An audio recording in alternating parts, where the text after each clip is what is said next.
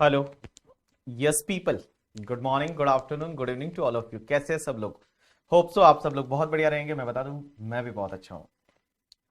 तो सब लोग ज्वाइन हो गए। Good morning to all of you. Good morning Shruti, good morning Chirag,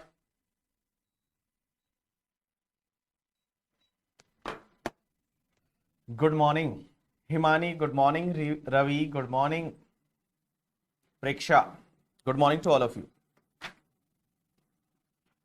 yes, good morning to all of you. अब सब लोगों को गुड मॉर्निंग अगर मैं बोलने गया करके, ठीक है, सबका नाम लेके, तो शाम हो जाएगी। Yes, good morning to all of you. कैसे हैं सब लोग? सर बारिश हो रही है हमारे यहाँ पे। मैं बता दूं, हमारे यहाँ बारिश होती रहती है 2-2 महीने तक। पता है आपको? जब बारिश चालू होती है 2-2 महीने तक बंद ही नहीं होती है। वैसा है मुंबई।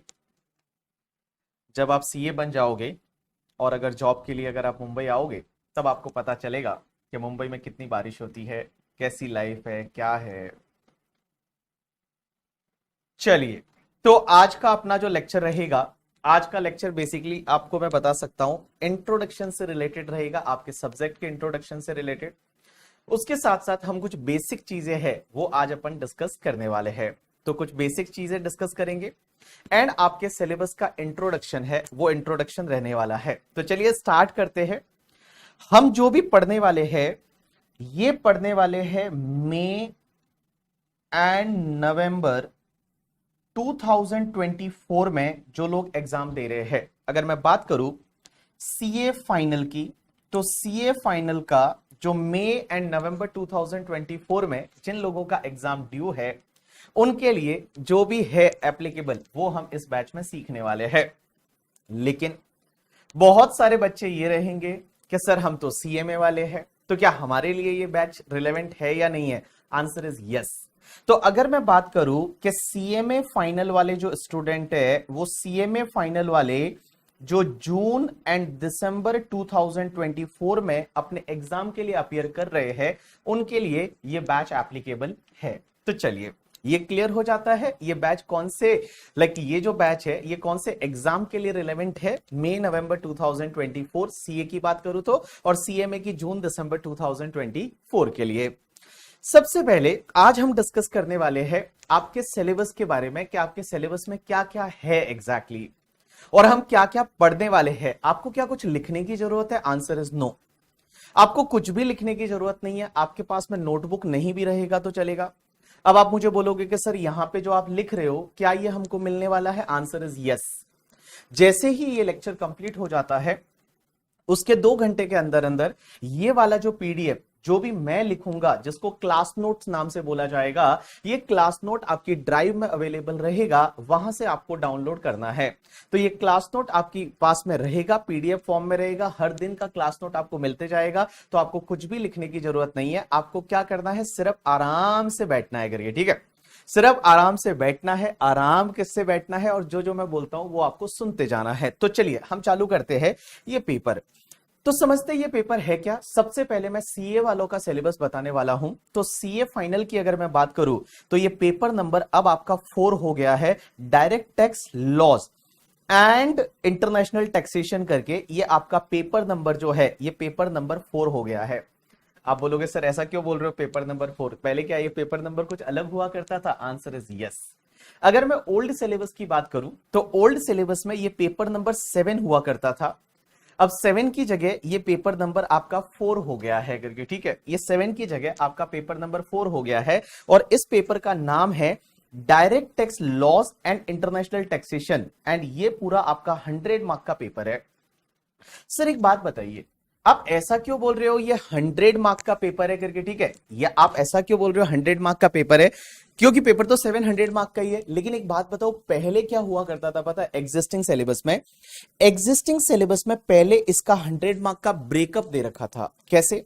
कि डीटी से रिलेटेड आपको 70 मार्क्स का पूछा जाता था एंड आपका इंटरनेशनल टैक्सेशन है वो 30 मार्क्स का पूछा जाता था और ऐसे 100 मार्क का पेपर होता था। लेकिन न्यू सिलेबस में जो आईसीआई का न्यू सिलेबस रिलीज हुआ उसमें ये 70-30 का ब्रेकअप को हटा दिया गया है।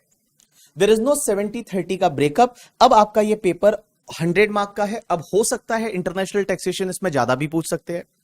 देयर मे बी पॉसिबिलिटी का 30 मार्क्स से हो सकता है 40 मार्क्स तक इंटरनेशनल टैक्सेशन पूछ सकते हैं और यह भी प्रोबेबिलिटी हो सकता है कि यहां पे इंटरनेशनल टैक्सेशन है वो 20 मार्क्स का ही पूछे। सो यहां पे अभी जो है वो ब्रेकअप नहीं है।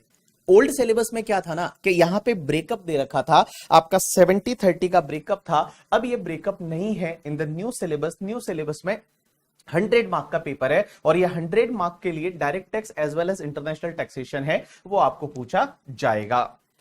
लेकिन यहां पे लिखा हुआ है कि डायरेक्ट टैक्स लॉज, इस पेपर का नाम है डायरेक्ट टैक्स लॉज। मेरा क्वेश्चन आप लोगों से यह है कि एक बात बताओ, हम क्या पढ़ने वाले हैं?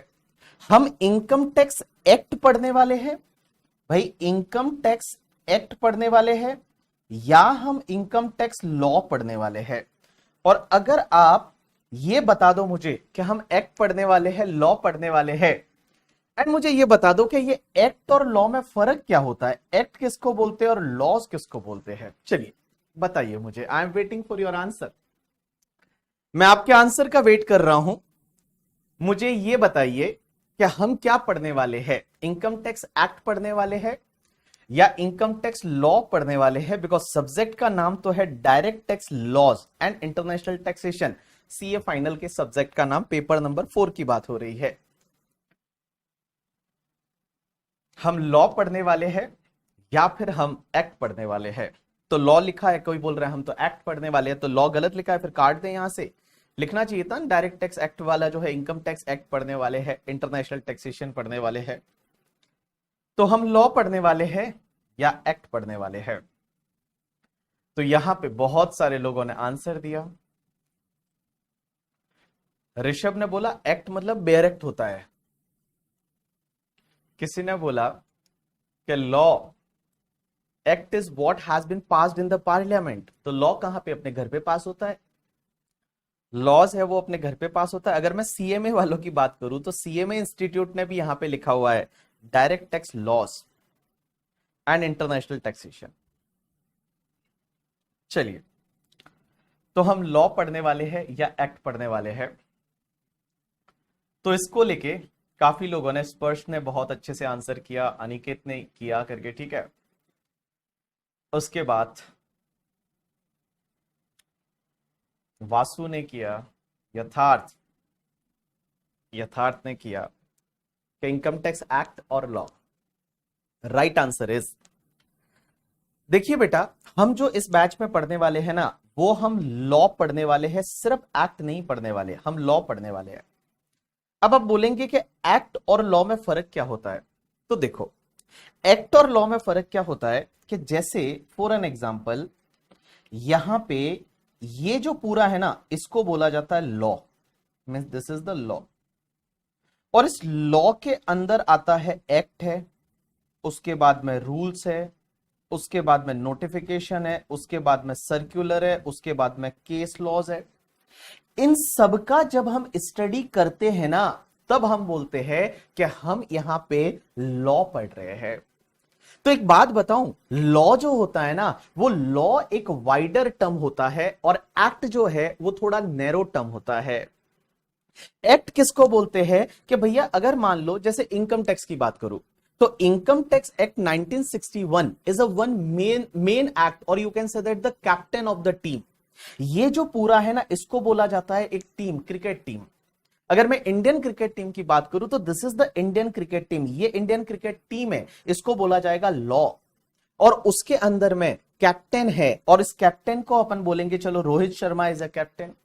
रूल्स किसको बोलेंगे, चलो हमारे पास में कोई अच्छा विकेट कीपर है ऋषभ पंत, उसको अपन बोल देंगे रूल्स। नोटिफिकेशन सर्कुलर में कौन आएगा, विराट कोहली है, या फिर जितने भी लाइक बॉलर वगैरह है वो तुम्हारे आ जाएंगे नोटिफिकेशन सर्कुलर, केस लॉज वगैरह। तो एक बात बताओ ना, जब आप इन सब की कंबाइन स्टडी करते हो ना, तब हम बोलते हैं कि आप लॉ पढ़ने वाले हो। तो हम यहां पे जो है सिर्फ एक्ट नहीं पढ़ने वाले, हम यहां पे लॉ पढ़ने वाले हैं। So that is difference between act and law. Act जब किसी पर्टिकुलर, जैसे income tax act, GST act, but आपका जो सब्जेक्ट है उसका जीएसटी एक्ट नाम नहीं है, उसका नाम है जीएसटी लॉज करके, इनडायरेक्ट टैक्स लॉज करके। तो लॉज में क्या होता है, आपका नोटिफिकेशन भी आते हैं, सर्कुलर भी आते हैं, रूल्स भी आते हैं, केस लॉज भी आते हैं, और वो सबका जब हम कंबाइन स्टडी करते हैं ना, तब हम बोलते हैं कि हम यहां पे लॉ पढ़ने वाले हैं। तो बेटा हम लॉ पढ़ने वाले हैं, सिर्फ एक्ट नहीं पढ़ने वाले। एक्ट तो पढ़ेंगे ही पढ़ेंगे, उसके साथ साथ में बहुत सारे रूल्स पढ़ेंगे, नोटिफिकेशंस पढ़ेंगे, सर्कुलर्स पढ़ेंगे, केस लॉज पढ़ेंगे, और ये सबका कंबाइन स्टडी जाके बनेगा लॉ। तो हम यहां पे पढ़ने वाले हैं आपके डायरेक्ट टैक्स लॉज। तो पेपर नंबर 4 सीए फाइनल की बात कर रहा हूं, direct tax loss and international taxation paper का नाम है। 100 मार्क का पेपर है। इसमें ब्रेकअप इस बार नहीं दे रखा, पहले ब्रेकअप दे रखा था 70-30 का पुराने सिलेबस में। नए सिलेबस में यहां पे कोई भी ब्रेकअप नहीं है।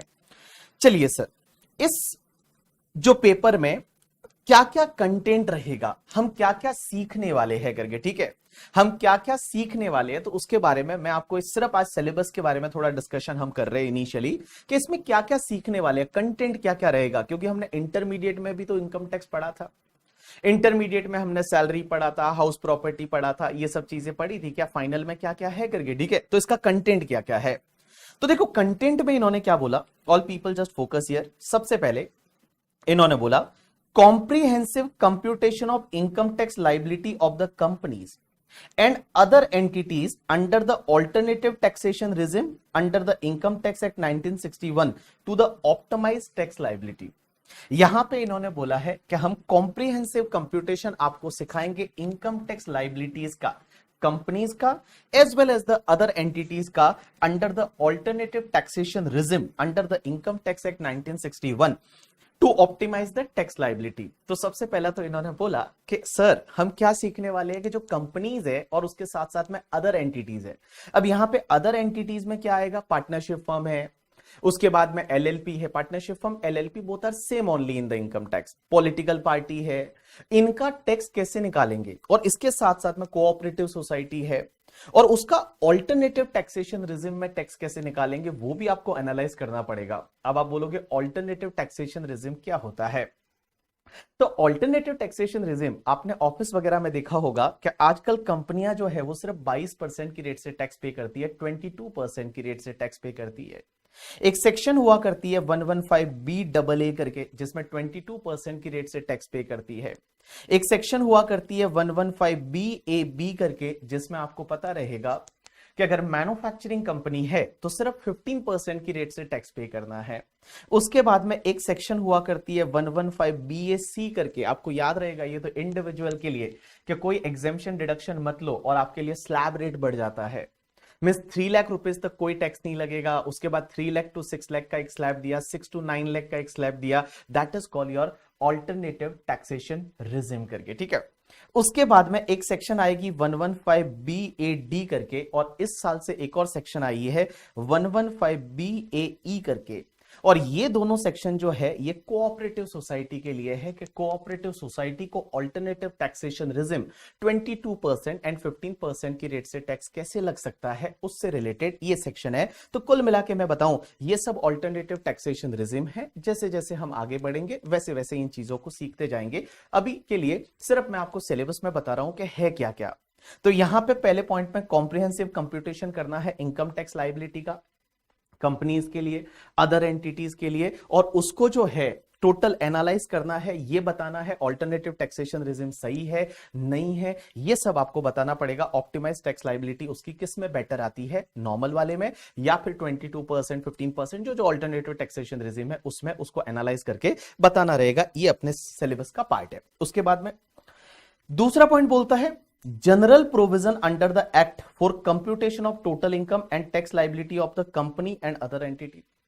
भाई ऑल्टरनेटिव टैक्सेशन रिजिम तो है ही है, बट उसके साथ साथ में आपको क्या करना है कि जनरल जो है वो जनरल प्रोविजन भी फॉलो करने हैं कि अगर मान लो ये 115BAA नहीं लेते तो उसकी इनकम कैसे आएगी, टैक्स कैसे आएगा।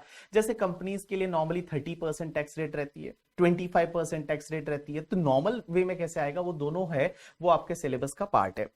अब यहां पे किसी ने ये पूछा कि सर क्या हम इंडिविजुअल का कंप्यूटेशन भी करने वाले हैं। तो देखो क्या होता है ना, इंडिविजुअल के बारे में सीए फाइनल में नहीं पूछा जाता। सीए फाइनल के जितने भी क्वेश्चन है, सीएमए फाइनल के जितने भी क्वेश्चन है, जो टोटल इनकम का क्वेश्चन आता है वो हमेशा कंपनी से रिलेटेड आता है। और यहां पे भी इन्होंने यही मेनली जो फोकस किया है कंटेंट में, वो कंपनीज वर्ड यूज किया है, कंपनीज एंड अदर एंटिटी। तो अदर एंटिटी में नॉर्मली पार्टनरशिप फर्म हो सकता है करके, ठीक है। नॉर्मली प्रोप्राइटरी से रिलेटेड या इंडिविजुअल्स का कंप्यूटेशन है वो सीए फाइनल में या सीएमए फाइनल में नहीं पूछा जाता, वो इंटरमीडिएट लेवल पे जरूर टेस्ट किया जाता है। जब आपने इंटर का एग्जाम दिया था तो वहां पे इंडिविजुअल का कंप्यूटेशन आपके सामने आया था, फाइनल लेवल पे इंडिविजुअल का नॉर्मली नहीं पूछा जाता। उसके बाद में आगे क्या दे रखा है, उसके बाद special tax regime under the act for the companies and other entities. यहां स्पेशल टैक्सेशन रिजिम कुछ कंपनीज के लिए, अदर एंटिटीज के लिए कुछ स्पेशल टैक्सेशन रिजिम रहेंगे, वो भी आपको पढ़ने हैं। उसके साथ साथ में optimization of the tax liability of company and other entity through the tax planning. Tax planning से उनकी टैक्स कैसे कम वम किया जा सकता है वो आपको बताना है। तो कुल मिला के ये जो पहला पार्ट है ना, मैं बता दूं इस पहले पार्ट में उन्होंने सब कवर कर दिया।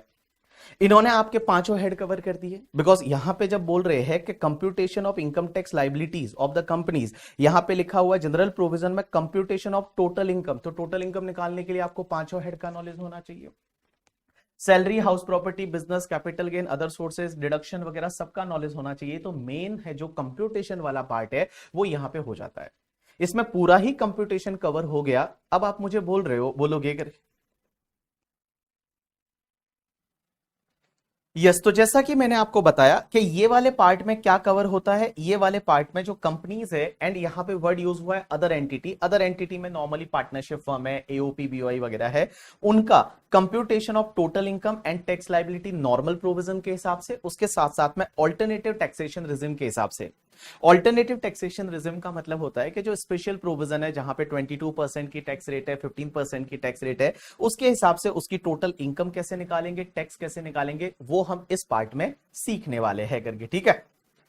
चलिए उसके बाद में अगर मैं कंटेंट की बात करूं तो कंटेंट में ही सेकेंड पार्ट पे आता है special provision relating to the charitable and religious trust और institution, political parties and electoral trust, business trust, securitisation trust, investment fund and other funds and trust. इसके बारे में हम सीखने वाले हैं। देखो बड़े भारी भारी वर्ड दे रखे हैं, आपको लगेगा ये क्या है सिलेबस में। यस पीपल, तो जैसा कि मैं आपको बोल रहा था कि यहां पे जो सेकंड वाला कंपोनेंट रहेगा आपके सिलेबस का, इसमें बड़े भारी भारी वर्ड यूज किए हुए हैं। हम क्या सीखने वाले हैं, तो यहां पे लिखा हुआ है special provision relating to the charitable and religious trust. अब आप मुझे बोलेंगे कि सर एक बात बताइए, चैरिटेबल और रिलीजियस ट्रस्ट क्या होते हैं। आपने ऑफिस वगैरह में अगर कोई रिटर्न फाइल किया हो किसी ट्रस्ट का, एक तो होते हैं चैरिटेबल ट्रस्ट। चैरिटेबल ट्रस्ट कौन, जो चैरिटी का काम करते हैं। चैरिटी कौन करते हैं, जैसे आपने देखा होगा ऐसे बहुत सारे एनजीओज होते हैं जो चैरिटी का काम करते हैं, गरीब लोगों की हेल्प करते हैं, या कोई हॉस्पिटल चलाते हैं या एजुकेशनल इंस्टीट्यूशन चलाते हैं। तो हॉस्पिटल चलाते हैं, एजुकेशनल इंस्टीट्यूशन वगैरह चलाते हैं, उसको बोला जाता है चैरिटेबल ट्रस्ट। एक होते हैं रिलीजियस ट्रस्ट। रिलीजियस ट्रस्ट किसको बोलते हैं कि जितने भी मंदिर मस्जिद वाले ट्रस्ट है, जितने भी मंदिर मस्जिद वाले ट्रस्ट है, जैसे तिरुपति बालाजी का ट्रस्ट है, उसके बाद में शिरडी वाले साईं बाबा का ट्रस्ट है, मुंबई में अगर आप देखोगे तो यहां पे सिद्धि विनायक ट्रस्ट है, उसको बोला जाता है रिलीजियस ट्रस्ट। तो इनकी इनकम कैसे कैलकुलेट की जाती है और इनकी इनकम कैसे एग्जेम्प्ट हो जाती है, उसके बारे में हम इस सब्जेक्ट में पढ़ने वाले हैं कि चैरिटेबल एंड रिलीजियस ट्रस्ट जो है उनकी इनकम कैसे कैलकुलेट होती है, क्या इनको टैक्स लगता है या नहीं लगता? क्योंकि अभी तक तो आपने ये सुना होगा कि सर इन ट्रस्ट को तो टैक्स ही नहीं लगता। ये जितने भी चैरिटेबल रिलीजियस ट्रस्ट है इनको कोई टैक्स नहीं लगता, तो क्या सच में टैक्स नहीं लगता, या नहीं लगता तो कैसे नहीं लगता, उसके बारे में हम यहां पे सीखने वाले हैं इस कंपोनेंट में। उसके बाद में एक कॉन्सेप्ट आता है political parties and electoral trust. Sir इनका टैक्सेशन कैसे होगा? जो पॉलिटिकल पार्टीज होती है, इलेक्टोरल ट्रस्ट होते हैं। पॉलिटिकल पार्टी तो आपने सुना हुआ है, ये इलेक्टोरल ट्रस्ट करके एक मस्त वाला फंडा है, जब मैं आपको वो टॉपिक पढ़ाऊंगा तब आपको समझ में आएगा। बट पॉलिटिकल पार्टी जैसे बीजेपी है, कांग्रेस है, आम आदमी पार्टी है, शिवसेना, मुंबई में तो अब दो शिवसेना हो गई, एक तो नॉर्मल शिवसेना और एक शिवसेना उद्धव ठाकरे करके, उद्धव बाला साहब ठाकरे, दो दो शिवसेना हो गई। तो इनकी इनकम कैसे कैलकुलेट होती है? क्या ये लोग भी अपनी इनकम पे टैक्स भरते हैं या टैक्स नहीं भरते? तो कौन से प्रोविजन में नहीं भरते, कितना टैक्स भरना पड़ता है, किन कौन कौन सी इनकम एग्जेम्प्ट हो जाती है, कौन कौन से इनको रिकॉर्ड मेंटेन करने पड़ते हैं, किस किस से ये डोनेशन ले सकते हैं, तो वो सब चीजें हैं वो हम यहां पे सीखने वाले हैं। उसके बाद में यहां पे 3 वर्ड और दे रखे हैं, शायद अगर आपने फाइनेंस में काम किया होगा तो आपको थोड़ा बहुत पता रहेगा, या फिर अगर मान लो आप फाइनेंस को फॉलो करते होंगे, आजकल तो लोग बहुत सारे, सबको इन्वेस्टमेंट बैंकिंग में जाना है, तो अगर आप फाइनेंस को फॉलो करते होंगे तो आपने ये 3 वर्ड और कहीं ना कहीं सुने होंगे, एक तो बिजनेस ट्रस्ट, एक सिक्योरिटाइजेशन ट्रस्ट और एक इन्वेस्टमेंट फंड। अब आप बोलोगे ये बिजनेस ट्रस्ट क्या होता है, ये इन्वेस्टमेंट फंड क्या होता है, ये सिक्योरिटाइजेशन ट्रस्ट क्या होता है? तो आज मैं सिर्फ इसके बारे में आपको आइडिया दे रहा हूं करके, इसके बारे में इन डिटेल अलग अलग टॉपिक है। मैंने बिजनेस ट्रस्ट के लिए एक पूरा अलग टॉपिक बनाया, इन्वेस्टमेंट फंड के लिए अलग टॉपिक बनाया, सिक्योरिटाइजेशन ट्रस्ट के लिए अलग टॉपिक बनाया है। ये बिजनेस ट्रस्ट क्या होते हैं आपको पता है? बिजनेस ट्रस्ट क्या होते हैं आज तो सिर्फ अपन वर्ड जो है उसके बारे में उसका मीनिंग बता रहा हूं कि बिजनेस ट्रस्ट क्या होता है। बिजनेस ट्रस्ट आपने सुना होगा, आप कभी मॉल गए किसी ना किसी, जैसे मुंबई में बहुत सारे मॉल है, जियो मॉल करके है, उसके बाद में ओबरॉय है, इंफिनिटी है, अगर आप दिल्ली से रहेंगे तो वहां पे आपने डीएलएफ मॉल देखा होगा। कभी यार मॉल में देख के ऐसा लगा, या बड़ा शॉपिंग कॉम्प्लेक्स है उसमें ऐसा देख के लगा कि शायद यार यहां अपनी कोई प्रॉपर्टी होती ना, इसमें अगर कोई ना कोई हमारी दुकान होती, इसमें अगर कोई ना कोई हमारी प्रॉपर्टी होती तो मजा आ जाता क्या? ऐसा लगा ना आपको? आंसर इज यस, हर किसी को लगता है, क्योंकि मॉल वगैरह में अगर आप जाओगे, किसी शॉपिंग कॉम्प्लेक्स में जाओगे, बड़ी बड़ी कमर्शियल बिल्डिंग में, अगर आप बिग फोर वगैरह में रहोगे तो आप बहुत बड़ी बड़ी बिल्डिंग में कहीं ऑडिट करने गए होंगे, अरे कांच की बिल्डिंग रहती है, उसमें ऐसा एक बार तो लगा ही होगा कि शायद यार यहां अपना ऑफिस होता, भाड़े पे चलाते, भाड़ा आता, मजा आ जाता करके, ठीक है। तो होता क्या है, तो होता क्या है करके, ठीक है, होता क्या है नितिन, कि अगर आप ये चाहते हो कि वहां पे आपका कोई प्रॉपर्टी हो, अब अपने पास इतना पैसा तो है नहीं, अपने पास इतना पैसा तो है नहीं, तो हम क्या करते हैं पता है? कुछ पैसा बिजनेस ट्रस्ट में लगाते हैं, और बिजनेस ट्रस्ट क्या करते हैं, वही पैसा प्रॉपर्टी में लगाते हैं। बिजनेस ट्रस्ट है वही पैसा प्रॉपर्टी में लगाते हैं, और उससे जो रेंटल इल्ड होती है, जो रेंट आता है, वो रेंट एज इट इज आपको इनकम के फॉर्म में दे दिया जाता है, उसको बोला जाता है बिजनेस ट्रस्ट। आपने कहीं ना कहीं पे सुना होगा करके, ठीक है, एम्बेसी ऑफिस पार्क। इंडिया में कौन कौन से बिजनेस ट्रस्ट अलाउ है? तो मैं आपको बताऊं, इंडिया में 2 तरह के बिजनेस ट्रस्ट है, वो काम कर सकते हैं as per the SEBI guidelines. एक तो होता है जिसको बोला जाता है रीट करके, REIT, आपने सुना रीट?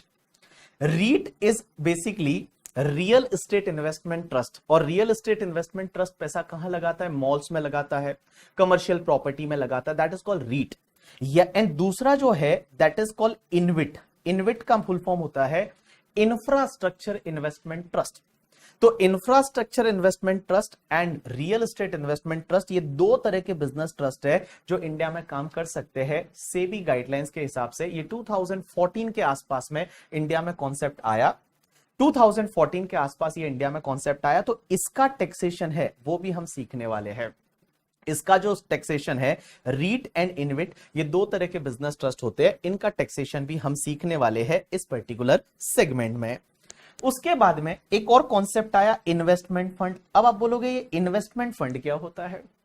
तो इन्वेस्टमेंट फंड, जिनको इन्वेस्टमेंट बैंकिंग में इंटरेस्ट है, जिनको पी फंड में इंटरेस्ट है, उनको अगर थोड़ा बहुत आइडिया रहेगा इन्वेस्टमेंट फंड्स के बारे में।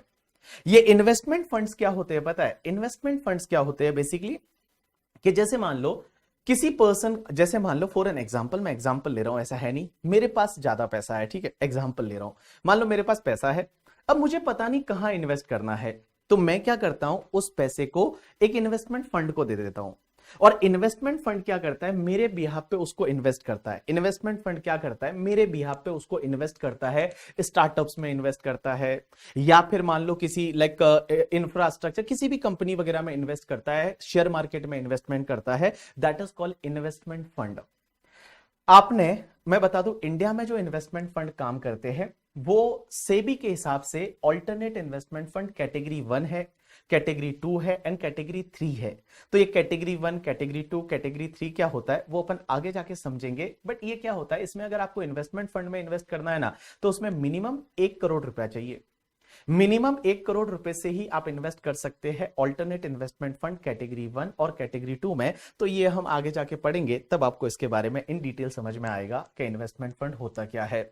अभी जैसे आपने देखा होगा कि अभी थोड़ी देर पहले जब आपका इंट्रो चल रहा था, तो उसमें एक सिद्धांत भंडारी करके जो ऑल इंडिया रैंक 1 था, earlier he was with one investment fund जिसका नाम था बेयरिंग कैपिटल करके। आपने बेयरिंग कैपिटल नाम सुना होगा, तो बेयरिंग के साथ में वो पहले था, तो बेयरिंग इन्वेस्टमेंट फंड के साथ में था। अभी वो किसी दूसरे स्टार्टअप में काम कर रहा है, तो that is called investment fund. चलिए, उसके बाद में यहां पे एक और वर्ड यूज हुआ है, सिक्योरिटाइजेशन ट्रस्ट। अब आप बोलोगे ये सिक्योरिटाइजेशन ट्रस्ट क्या होता है, तो सिक्योरिटाइजेशन के बारे में आपने कहीं ना कहीं सुना होगा, अगर आपने एसएफएम पढ़ा होगा तो एसएफएम में आपने सुना होगा सिक्योरिटाइजेशन। सिक्योरिटाइजेशन एक लॉ में एक सरफेसी करके एक्ट और हुआ करता है। उसमें क्या होता है कि बैंक जो लोन देती है, तो बैंक ने जो लोन दिया वो बैंक के लिए लोन नहीं है, वो असेट है। और वो असेट्स को क्या करती है, कुछ पैसे में एक साथ में बेच देती है किसी को, कुछ पैसे में एक साथ में बेच देती है। That concept is called securitization. तो ये सिक्योरिटाइजेशन क्या है वो भी हम इस सब्जेक्ट में सीखने वाले हैं, उसका टैक्सेशन कैसे होता है वो अपन सीखेंगे। उसके बाद में आगे दे रखा है anti avoidance provision under the act. जो एंटी अवॉइडेंस प्रोविजन है, अब आप बोलोगे ये एंटी अवॉइडेंस प्रोविजन क्या होते हैं, तो एंटी अवॉइडेंस प्रोविजन है दैट इज द गार, जिसको बोला जाता है जनरल एंटी अवॉइडेंस रूल्स। और ये जनरल एंटी अवॉइडेंस रूल्स क्या है पता है, कि अगर मान लो आप लॉ के मजे ले रहे हो, लॉ को अगर आप मिसयूज कर रहे हो, एक्ट को अगर आप मिसयूज कर रहे हो, तो मिसयूज करते हो तो उस टाइम पे हमारे इनकम टैक्स डिपार्टमेंट को एक पावर दे रखी है इस रूल्स के अकॉर्डिंग, दैट इज कॉल्ड गार। और गार के अकॉर्डिंग एक पावर दे रखी है कि आपका अगर कोई ट्रांजेक्शन है जिसमें आपने लॉ को मिसयूज किया है, टैक्स अवॉइड किया है करके, ठीक है, टैक्स अवॉइडेंस किया है, तो उस पर्टिकुलर केस में इनकम टैक्स डिपार्टमेंट के पास पावर है कि वो गार को इन्वोक कर सकता है और आपके ट्रांजैक्शन को कैंसिल कर सकता है। आपके ट्रांजैक्शन को कैंसिल कर सकता है, वो यहां पे गार इन्वोक कर सकते हैं। अब आप बोलोगे सर ये क्या है, बड़ा भारी भारी वर्ड लग रहा है, गार, जनरल एंटी अवॉइडेंस रूल्स, कैसे मिसयूज करते हैं, क्या होता है मिसयूज करना एंड ऑल, वो मैं आपको आगे जाके बताऊंगा। लेकिन तो भी मैं आपको 2-3 वर्ड आज ही बता देता हूं, जिससे कि आपको आगे बड़ी हेल्प मिलेगी। मैं बता दूं 3 वर्ड होते हैं, एक होता है टैक्स प्लानिंग करके, ठीक है, एक होता है टैक्स अवॉइडेंस, और एक होता है टैक्स इवेजन। इन तीनों में मुझे कोई फर्क बताएगा क्या? चलो एक काम करते हैं, अपन एक काम करते हैं, टैक्स प्लानिंग तो मैं बता देता हूं, tax avoidance and tax evasion में क्या फर्क है वो आप मुझे बताएंगे। टैक्स प्लानिंग मैं बता देता हूं, टैक्स प्लानिंग क्या होता है। देखो टैक्स प्लानिंग मींस, जैसे लॉ मेकर्स ने बोला हुआ है 80C में आप इन्वेस्ट करिए 1,50,000 तक, आपको 80C का डिडक्शन मिलेगा। 80D में आप हेल्थ इंश्योरेंस लीजिए और हेल्थ इंश्योरेंस के केस में आपको डिडक्शन मिलेगा, हेल्थ इंश्योरेंस के केस में आपको जो डिडक्शन मिलेगा वो 25,000 का मिलेगा, 50,000 का मिलेगा। 80G में आप डोनेशन दीजिए, आपको डिडक्शन मिलेगा। हाउस प्रॉपर्टी आप लोन लेके खरीदिए, आपको 2 लाख का इंटरेस्ट का डिडक्शन मिलेगा हाउस प्रॉपर्टी में। This is called tax planning, इसको तो बोला जाता है टैक्स प्लानिंग। अब मुझे बताइए टैक्स अवॉइडेंस और इवेजन में क्या फर्क है। अवॉइडेंस एंड इवेजन, एक होता है टैक्स अवॉइडेंस और एक होता है टैक्स इवेजन, क्या फर्क है? किसी ने बोला टैक्स इवेजन तो सर टैक्स की चोरी करना है।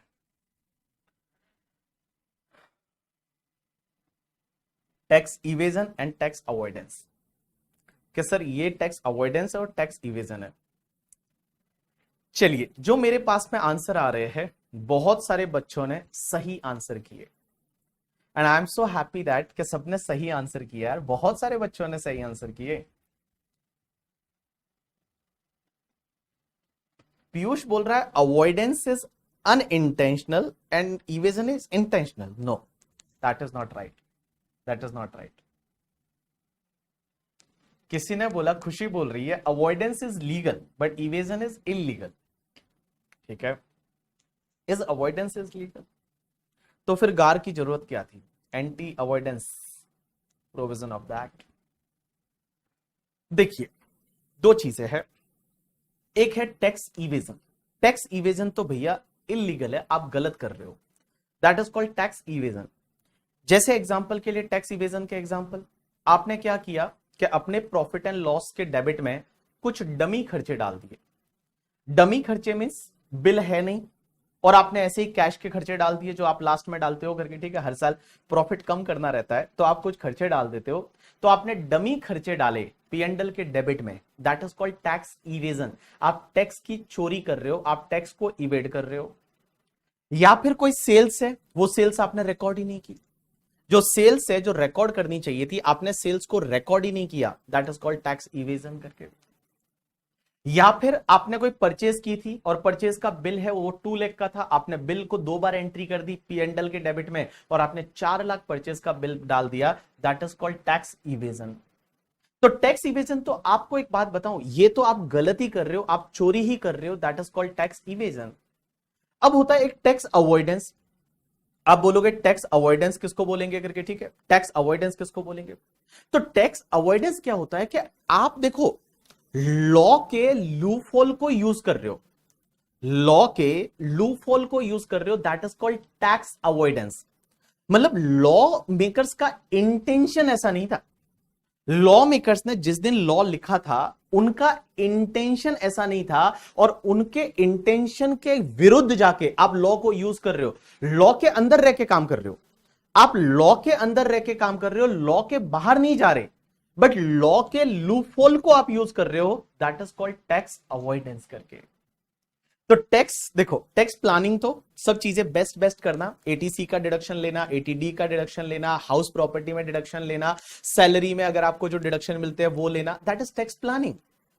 टैक्स इवेजन क्या होता है? चोरी करना, मतलब आप झूठा झूठा कर रहे हो करके. ठीक है, आपने एटीसी का इन्वेस्टमेंट तो किया नहीं, आप डिडक्शन ले रहे हो करके, डमी डिडक्शन ले रहे हो, that is tax evasion. Tax avoidance क्या होता है? टैक्स अवॉइडेंस क्या होता है कि आप जो है वो लॉ के लूपहोल को यूज कर रहे हो, आप जो है वो लॉ के लूपहोल को यूज कर रहे हो, that is called tax avoidance.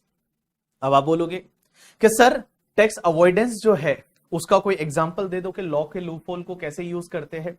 देखो आजकल लोग ज्यादा यूज नहीं कर पाते, पहले करते थे, क्योंकि अब तो गार लग गया है. और ये जो गार वाला टॉपिक है ना, इस टॉपिक में हम सीखेंगे कि भैया अगर आपने लॉ के लूपहोल को यूज किया और अगर डिपार्टमेंट को पता चल गया तो भैया आपका ट्रांजैक्शन जो कर रहे हो उसको एकदम रियल लेके आया जाएगा. मींस वो बोलते हैं ना, क्या बोलते हैं उसको, कॉर्पोरेट वेल को वैसे मतलब अनफोल्ड किया जाएगा. मींस उस ट्रांजैक्शन को अनफोल्ड किया जाएगा और एक्चुअल उसका जो सब्सटेंस ओवर फॉर्म देखा जाएगा, उसका सब्सटेंस ओवर फॉर्म देखा जाएगा, वैसे किया जाएगा अगर आजकल ऐसा करते हो तो. लेकिन पहले ऐसे बहुत सारे लोग करते थे. धीरूभाई अंबानी की अगर मैं बात करूं तो उन्होंने तो बहुत सारे ऐसे प्रोविजन है जिनका मिसयूज किया करके, लॉ के जो प्रोविजन है वो लॉ में रह के काम किया बट उनका मिसयूज किया, that is called your tax avoidance. एक बेस्ट एग्जांपल आपने अगर सुना होगा कभी तो वोडाफोन करके, वोडाफोन का केस लॉ के बारे में आपने सुना होगा, तो वोडाफोन का case law was the best example of the tax avoidance. वो टैक्स अवॉइडेंस का एक बेस्ट एग्जांपल था वोडाफोन का केस लॉ. और वोडाफोन के केस लॉ में क्या हुआ था, मैं जस्ट आपको यहां पे थोड़ा हिंट दे रहा हूं कि वोडाफोन के केस लॉ में हुआ क्या था. जैसे आपको पता है ये इंडिया है और इंडिया की एक कंपनी हुआ करती थी पहले, हच एसआर करके. हच एसआर लिमिटेड एक इंडिया की कंपनी हुआ करती थी और इंडिया में एक नेटवर्क आता था पहले हच का. हच बाद में वोडाफोन ने खरीद लिया था हचिसन को, बट हच एसआर एक इंडिया की कंपनी थी. अब हच एसआर एक इंडिया की कंपनी थी और हच एसआर की जो होल्डिंग कंपनी थी ना, वो एक सीजीपी करके थी जो केमन आइलैंड में थी. केमन आइलैंड करके एक टैक्स हेवन कंट्री है, केमन आइलैंड आपने सुना होगा. तो Cayman island is a tax haven country. वहां पे एक ये फॉरेन कंपनी थी जिसका नाम था सीजीपी, और ये सीजीपी जो है ना वो होल्डिंग कंपनी थी किसकी? हच एसआर की. तो हच एसआर जो है वो एक सब्सिडरी कंपनी बन गई.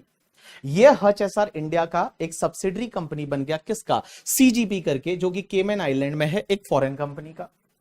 अब एक बात समझना, ये सीजीपी की होल्डिंग कंपनी जो थी, जिसका नाम था हचिसन हांगकांग, हचिसन हांगकांग, और वो होल्डिंग कंपनी थी और उसकी सब्सिडरी बन गई सीजीपी, उसकी सब्सिडरी बन गई सीजीपी। अब एक बात समझना, इनको क्या करना था मैं बताऊं, यहां पे हच एसआर इंडिया का कंपनी, इसका जो है सीजीपी उसका होल्डिंग कंपनी, और सीजीपी का होल्डिंग कंपनी है वो हचसन हांगकांग करके है। अब एक बात समझना, इनको इंडिया का बिजनेस बेचना है, इंडिया का हच एसआर का बिजनेस बेचना था, हज को बेचना था, इंडिया का बिजनेस बेचना था। तो इंडिया का बिजनेस कैसे बेचा जा सकता है कि भाई ये जो सीजीपी के पास में हच एसआर के शेयर है, वो शेयर किसी को बेच दे। तो भैया हच एसआर के शेयर किसी को बेच दिया तो इंडिया का बिजनेस बिक जाएगा। तो यहां पे उन्होंने बोला कि हम इंडियन बिजनेस को बेचना चाहते हैं, कोई बिड लगाने के लिए आओ। तो बिड लगाने के लिए यहां पे बहुत सारी कंपनियां आई थी, लेकिन एक कंपनी थी जिसका नाम है वोडाफोन करके, ठीक है।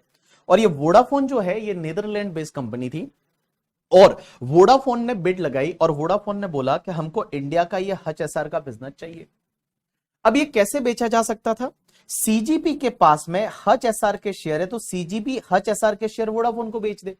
भाई सीजीपी के पास, सीजीपी होल्डिंग कंपनी है, हच एसआर एक इंडियन कंपनी है, इंडियन कंपनी के शेयर वोडाफोन को बेच दे। बट अगर ये ऐसा करते हैं, ऐसा करते हैं करके, ठीक है, तो इंडिया में टैक्स लग जाएगा, क्योंकि इंडियन कंपनी के शेयर बिक रहे हैं, इंडियन कंपनी के शेयर बिक रहे हैं। और जब इंडियन कंपनी के शेयर वर्ल्ड में कहीं भी बिकते हैं ना, उस पर इंडिया में टैक्स लगता है, बिकॉज वो इंडियन असेट माना जाता है कि आप इंडियन असेट बेच रहे हो।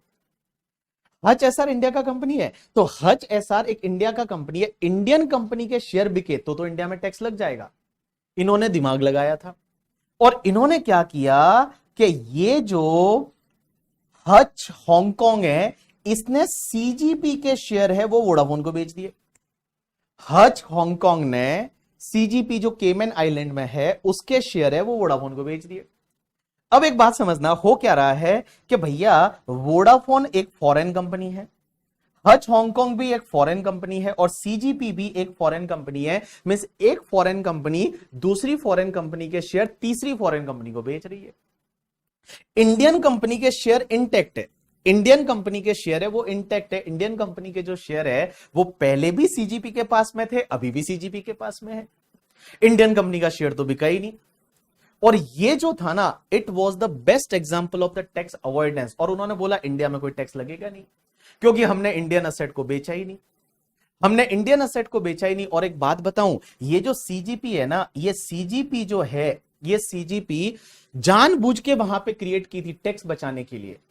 ये सीजीपी जो क्रिएट की थी वो सिर्फ टैक्स बचाने के लिए उन लोगों ने क्रिएट की थी। तो ये इन्होंने टैक्स अवॉइड किया, यहां टैक्स अवॉइडेंस, बिकॉज लॉ में ये लिखा हुआ था कि सिर्फ इंडियन असेट बेचेंगे तो इंडिया में टैक्स लगेगा, इंडियन कंपनी के शेयर बेचेंगे तो इंडिया में टैक्स लगेगा। यहां पे इंडियन कंपनी के शेयर तो बिके नहीं। इंडियन कंपनी जो हच एसआर है उसके शेयर पहले भी सीजीपी के पास थे, अभी भी सीजीपी के पास है, सीजीपी के शेयर बिक गए, उस पर बोले इंडिया में टैक्स नहीं लगेगा। अब मैं बताऊं हुआ क्या। उसके बाद में ये जब ट्रांजैक्शन हुआ ना, तो जैसे ही ये ट्रांजैक्शन हुआ, ऑब्वियसली यहां पे वोडाफोन और हच, हच ने बेचा था, वोडाफोन ने खरीदा था, हच ने इस पे कोई भी टैक्स नहीं भरा, हच ने इस ट्रांजैक्शन पे कोई भी टैक्स है वो नहीं भरा। अब जैसे हच ने टैक्स नहीं भरा तो हुआ क्या, थोड़े टाइम बाद बॉम्बे का एक असेसिंग ऑफिसर है, उसने नोटिस भेजा वोडाफोन को।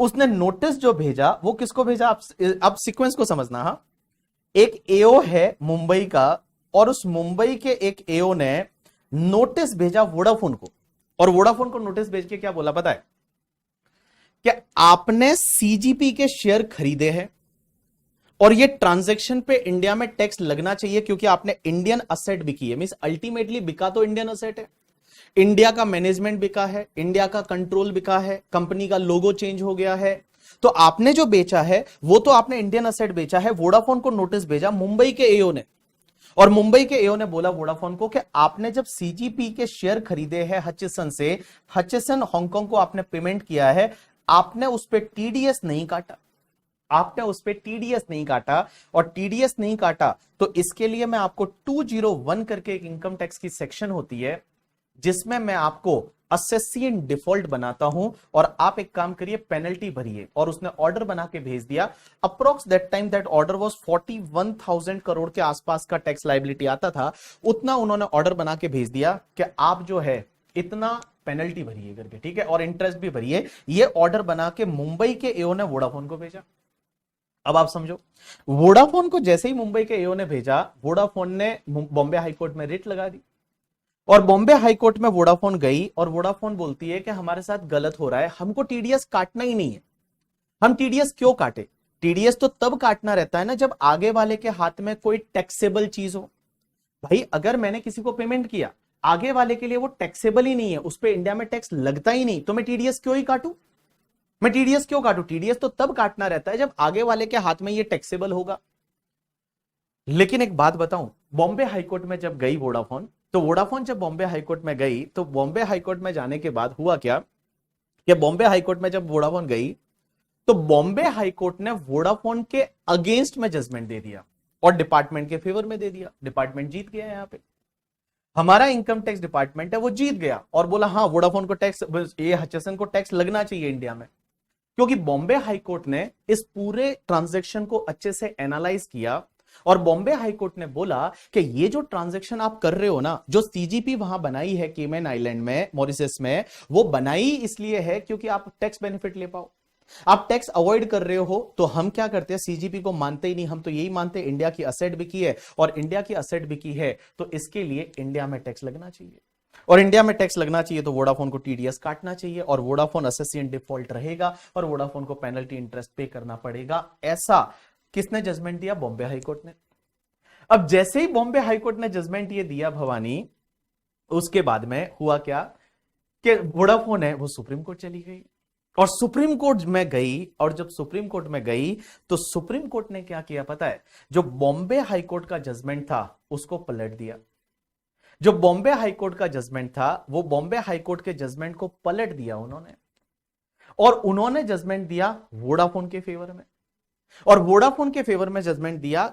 सुप्रीम कोर्ट ने बोला कि लॉ में कहां लिखा हुआ है कि फॉरेन कंपनी के शेयर बिके तो इंडिया में टैक्स लगेगा? ऐसा लॉ में कहां लिखा हुआ है? लॉ में ऐसा कहीं पे भी नहीं लिखा हुआ। लॉ में लिखा हुआ है इंडियन असेट बिकी, इंडियन असेट का मतलब इंडियन कंपनी के शेयर होते, तो इंडियन कंपनी के शेयर बिके होते तो इंडिया में टैक्स लग जाता। ऐसा कहां लिखा है कि फॉरेन कंपनी के शेयर बिके तो इंडिया में टैक्स लग जाएगा? ऐसा तो कहीं नहीं लिखा करके, ठीक है।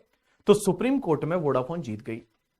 अब एक बात बताऊं, जब सुप्रीम कोर्ट में ये आर्ग्यूमेंट हो रहा था ना कि लाइक कि यार इस पे तो टैक्स लगना चाहिए, ये तो गलत है, कोई भी ऐसा कर लेगा, पूरे वर्ल्ड में कंपनियां जो है वो ऐसा ही करेगी करके, ठीक है। तो सुप्रीम कोर्ट ने वहां पे क्या बोला पता है? कि we are here to interpret the law, not to make the law. Means हम यहां पे जो सुप्रीम कोर्ट में है, हम लॉ को यहां पे इंटरप्रेट कर रहे हैं, हम लॉ को बना नहीं रहे। अगर आपको ज्यादा दिक्कत है लॉ में करके, ठीक है, तो आप लॉ को चेंज कर लीजिए। अब जैसे ही ये जजमेंट आया, ये 2011 के आसपास जजमेंट आया सुप्रीम कोर्ट में, और मैं बताऊं 2012 से 2012 में, that time our finance minister was Pranab Mukherjee. Pranab Mukherjee ने लॉ को चेंज कर लिया। प्रणब मुखर्जी ने लॉ को चेंज कर दिया करके, ठीक है। एक बात बताओ, देखो supreme court judgment is a law of land, but till the time अगर मान लो लॉ चेंज नहीं होता, लॉ में चेंज हो गया, तो सुप्रीम कोर्ट के जजमेंट को भी ओवरराइड किया जा सकता है। सुप्रीम कोर्ट के जजमेंट को ओवरराइड किया जा सकता है लॉ में अमेंडमेंट करके, लॉ में चेंज करके सुप्रीम कोर्ट के जजमेंट को ओवरराइड। सुप्रीम कोर्ट ने जो बोला, तिल लेने गया, उसको ओवरराइड किया जा सकता है। क्या किया जा सकता है? Answer is yes. अगर आप लॉ में चेंज कर दो तो सुप्रीम कोर्ट के जजमेंट को नलीफाई किया जा सकता है। तो वहां पे क्या हुआ, 2012 में Pranab Mukherjee was finance minister, उन्होंने लॉ को चेंज कर दिया, और लॉ को चेंज रेट्रोस्पेक्टिवली किया। कैसे किया? रेट्रोस्पेक्टिवली। अब आप बोलोगे रेट्रोस्पेक्टिवली क्या होता है? रेट्रोस्पेक्टिवली मतलब आपका मतलब लॉ है वो रेट्रोस्पेक्टिवली चेंज कर रहे हैं। मतलब एक तो होता है प्रोस्पेक्टिवली, प्रोस्पेक्टिवली का मतलब होता है आज से ये चेंज हुआ, आज से ये चेंज हुआ, वैसा नहीं। रेट्रोस्पेक्टिवली प्रणब मुखर्जी ने 1961 से लॉ को चेंज किया, और 1961 से लॉ को चेंज किया। That time Pranab Mukherjee was the finance minister, P Chidambaram was the home minister in 2012। P Chidambaram home minister थे 2012 में, और उन्होंने 2012 में Pranab Mukherjee was the finance minister और प्रणब मुखर्जी ने लॉ को चेंज कर दिया रेट्रोस्पेक्टिवली 1961 से। और लॉ में क्या लिखा मैं आपको बताऊं, आगे जाके इन डिटेल जब इंटरनेशनल टैक्सेशन पढ़ेंगे तो उन चीजों के बारे में इन डिटेल डिस्कशन करेंगे, बट मैं आपको बताऊं लॉ में क्या लिखा पता है। लॉ में ऐसा लिखा गया कि अगर कोई फॉरेन कंपनी है और फॉरेन कंपनी अपने शेयर की वैल्यू डिराइव्ड करती है इंडियन असेट से, कोई फॉरेन कंपनी है और वो फॉरेन कंपनी अपने शेयर की वैल्यू डिराइव्ड करती है इंडियन असेट से, तो वो फॉरेन कंपनी के share deem to be located in India माने जाएंगे। ऐसा प्रणब मुखर्जी ने लिखा कि अगर ये फॉरेन कंपनी है और ये फॉरेन कंपनी अपने शेयर की वैल्यू डिराइव करती है इंडियन असेट से, तो फॉरेन कंपनी के शेयर है ना वो deem to be located in India माने जाएंगे। और फॉरेन कंपनी के शेयर बेचोगे तो उस पर टैक्स लग जाएगा। फॉरेन कंपनी के शेयर अपनी वैल्यू डिराइव करते हैं अगर इंडियन असेट से, तो फॉरेन कंपनी के share deem to be located in India माने जाएंगे। और फॉरेन कंपनी के शेयर बेचोगे तो उस पर इंडिया में टैक्स लग जाएगा। ऐसा लिखा गया लॉ में। और एक बात बताऊं, अगर ये जैसे ही ये वाला जजमेंट आया उसके बाद से वोडाफोन वगैरह जो है उन्होंने बड़ा इसका ऑब्जेक्शन लिया कि यार हमने जब ये ट्रांजैक्शन किया था तब तो इंडियन लॉ ऐसा था नहीं, तब तो इंडियन लॉ जो है वो ऐसा था नहीं। आपने रेट्रोस्पेक्टिव अमेंडमेंट करके 1961 से अमेंडमेंट कर दिया, वोडाफोन को आपने डिमांड नोटिस भेज दिया। वोडाफोन के साथ साथ में एक और मैं बात बताऊं, एक और कंपनी थी जो वेदांता के साथ में टाइप हुआ था। वेदांता के साथ में टाइप हुआ था एक और ऐसी कंपनी थी, दो चार कंपनियां ऐसी थी, ठीक है, जिनके साथ में ये चीजें हो रही थी। और उनको वापस से उन्होंने जो है नोटिस भेज दिया और बोला अब लाउड टैक्स, अब तो हमारा लॉ बोलता है। रेट्रोस्पेक्टिव अमेंडमेंट कर दिया, सुप्रीम कोर्ट को भी नलीफाई कर दिया, सुप्रीम कोर्ट के जजमेंट को ओवरराइड कर दिया और बोला हमारा तो 1961 से यही कहना था कि ऐसा ही है करके लॉ, अब लाउड टैक्स। अब जैसे ही टैक्स मांगा तो इन लोगों ने क्या किया, वोडाफोन है और एक और कंपनी जो थी करके, ठीक है, एक और कंपनी थी, ये दोनों गए इंटरनेशनल कोर्ट में, इंटरनेशनल कोर्ट करके, ठीक है। और इंटरनेशनल कोर्ट जो लोकेटेड है नीदरलैंड में, नीदरलैंड में एक जो इंटरनेशनल कोर्ट होती है ना, वहां पे ये लोग गए।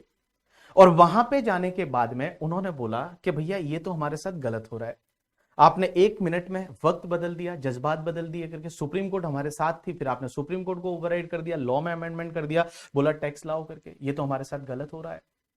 तो वो लोग कहां गए, नीदरलैंड में एक कोर्ट में गए, वोडाफोन वगैरह करके, ठीक है। और नीदरलैंड की कोर्ट में जाने के बाद पता है इंडिया वालों की वहां बहुत बेइज्जती हुई। बेइज्जती इसलिए हुई क्योंकि इंडिया ने भी रिप्रेजेंट किया कि हमने लॉ में अमेंडमेंट क्यों किया, कैसे किया। लेकिन हुआ क्या था उस टाइम पे, नीदरलैंड और इंडिया के बीच में एक टैक्स ट्रीटी साइन हुई थी। टैक्स ट्रीटी का मतलब होता है एक अग्रीमेंट, एक अग्रीमेंट साइन हुआ था और उस अग्रीमेंट में यह लिखा हुआ था कि हम आपस में बिजनेस को प्रमोट करेंगे, हम आपस में एक कंट्री दूसरी कंट्री में बिजनेस को प्रमोट करेगी, इंडिया नीदरलैंड को सपोर्ट करेगा, नीदरलैंड इंडिया को सपोर्ट करेगी, ऐसे एक ट्रीटी हुई थी। तो उसके अंतर्गत ऐसा था कि वो लोग वहां कोर्ट वहां पे चले गए करके, ठीक है। और जब इंटरनेशनल कोर्ट जो था, इंटरनेशनल कोर्ट था, वो इंटरनेशनल कोर्ट ने क्या किया पता है, जजमेंट किसके फेवर में दिया, वोडाफोन के फेवर में। और इंडिया वालों को बड़ी लताड़ लगाई, इंडिया वालों को सच में लताड़ लगाई। एक तो कोर्ट ने ये बोला था कि इंडिया की जो भी प्रॉपर्टी है ना गवर्नमेंट की यहां पे, मतलब उस फॉरेन कंट्री में, बोला इसको इनको जब्त कर लो, इनको जब्त कर लो। बोला ऐसे कैसे करके, ठीक है। आप एक बात बताओ कि जब कंपनी ने ट्रांजैक्शन किया था तब टैक्स नहीं लगा, लॉ में कुछ लिखा हुआ नहीं था, सुप्रीम कोर्ट ने इनके फेवर में जजमेंट दे दिया, उसके बाद आप लॉ को पलट गए, लॉ ही आपने बदल दिया 1961 से। बोले हम तो 1961 से यही बोल रहे थे कि टैक्स लगना चाहिए। तो इंटरनेशनल में कोर्ट में जाके हमारी बड़ी बेइज्जती हुई इंडिया वालों की उस टाइम पे। अब उस टाइम पे बेइज्जती हुई, अब इंटरनेशनल रिलेशनशिप भी अपने को बहुत अच्छा रखना है। तो मैं बताऊं 2021 में Nirmala Sitharaman ji was the finance minister, और निर्मला सीतारमण जी ने क्या किया पता है कि ये जो अमेंडमेंट किया था ना, ये अमेंडमेंट जो है वो अमेंडमेंट 1961 से जो किया था रेट्रोस्पेक्टिवली, उसको हटा के, और निर्मला सीतारमण जी ने, प्रणब मुखर्जी ने जो किया था उसको वापस से नलीफाई किया और बोला कि ये अमेंडमेंट 2012 से एप्लीकेबल होगा, उसके पहले के ट्रांजैक्शन पे एप्लीकेबल नहीं होगा। ऐसा निर्मला सीतारमण जी ने 2021 में जाके किया। ऐसा निर्मला सीतारमण जी ने 2021 में जाके बोला, 21 में बोला कि 2012 के पहले के जितने भी ट्रांजैक्शन है, डोंट वरी, हम उसको कैच नहीं करेंगे। वो आपने भले वो टैक्स अवॉइडेंस किया है, हम उसको माफी दे देते हैं। अगर आपने कोई टैक्स भर दिया था तो हम उसको आपको रिफंड कर देंगे करके, ठीक है। और निर्मला सीतारमण जी ने ऐसा करके इन सब लोगों को छोड़ दिया जो 2012 के पहले के ट्रांजैक्शन थे। तो आप मुझे बोलोगे क्या वोडाफोन हचिसन वाला ट्रांजैक्शन छूट गया? क्या इन्होंने कोई टैक्स भरा? Answer is no. ना तो इन्होंने कोई टैक्स भरा और ना ही इनको कोई टैक्स भरने की जरूरत है, बिकॉज लॉ में अमेंड हो कर दिया। लॉ को बोला कि चलो 2012 के पहले के जो ट्रांजैक्शन है, बिकॉज अपने को इंटरनेशनल रिलेशनशिप भी रखना है। प्रणब मुखर्जी ने जो डिसीजन लिया था वो बड़ा ही हार्श डिसीजन था। उन्होंने 1961 से अमेंडमेंट कर लिया और ऐसी कुछ 12-13 कंपनी थी, इंटरनेशनल कंपनियां थी, ऐसी 12-13 इंटरनेशनल कंपनियां थी जिनको इन्होंने पकड़ के ला लिया था। बट फिर 2021 में निर्मला सीतारमण जी ने वापस से इसको अमेंडमेंट कर दिया और अमेंडमेंट करके बोला कि जो भी अमेंडमेंट प्रणब मुखर्जी ने किए थे 2012 में, वो अमेंडमेंट प्रोस्पेक्टिवली एप्लीकेबल होंगे, रेट्रोस्पेक्टिवली अवेलेबल एप्लीकेबल नहीं होंगे। रेट्रोस्पेक्टिवली एप्लीकेबल नहीं होंगे, प्रोस्पेक्टिवली एप्लीकेबल होंगे करके, ठीक है। तो आप अगर इसके बारे में और स्टडी करोगे, जब आप गूगल पे सर्च करोगे कि वोडाफोन का केस लो, एज वेल एज वेदांता के साथ में भी एक कंपनी थी केन करके, शायद केन करके कंपनी थी, उसके केस में भी ऐसा ही हुआ था करके, ठीक है। उसके केस में ही ऐसा हुआ था। ऐसी बहुत सारी कंपनियां थी और जिन्होंने कोई डिमांड पे कर दिया था, गवर्नमेंट उनको वापस से रिफंड किया। आई थिंक 1-2 कंपनियों ने कुछ डिमांड पे किया था, गवर्नमेंट ने उनको वापस से पैसा दे दिया, रिफंड कर दिया पैसा करके कि लो तुम्हारा पैसा, हम आपके जो 2012 के पहले के ट्रांजेक्शन हुए हैं उसको हम नहीं छेड़ेंगे करके, ठीक है। चलिए, हाँ हाँ, तो 2021 में ये बोलता है कि 2021 में तभी वोडाफोन के शेयर में थोड़ा स्पाइक आया था एकदम करके, ठीक है। यस, क्योंकि वो एक बड़ी पुरानी डिमांड थी जो नलीफाई कर दी कि चलो आपको पे करने की जरूरत नहीं है। So this is all about the, मेरा यहां कहने का मतलब ये था कि टैक्स अवॉइडेंस क्या होता है। देखो, आपने लॉ में रह के काम कर रहे हो, बट लॉ मेकर्स का इंटेंशन वैसा नहीं था। मींस आपका आपका माइंड है ना वो करप्ट है। देखो, आप 80C का डिडक्शन ले रहे हो, वो जेन्युइन है, वो लॉ मेकर चाहते हैं कि आप 80C का डिडक्शन लो। 80D का जो डिडक्शन है वो चाहते हैं कि 80D का आप डिडक्शन लो। 80G का डिडक्शन वो लॉ मेकर्स चाहते हैं कि आप 80G का डिडक्शन लो। लेकिन इस केस में क्या था पता है, आप टैक्स अवॉइडेंस कर रहे थे, मींस आपका इंटेंशन ही खराब था।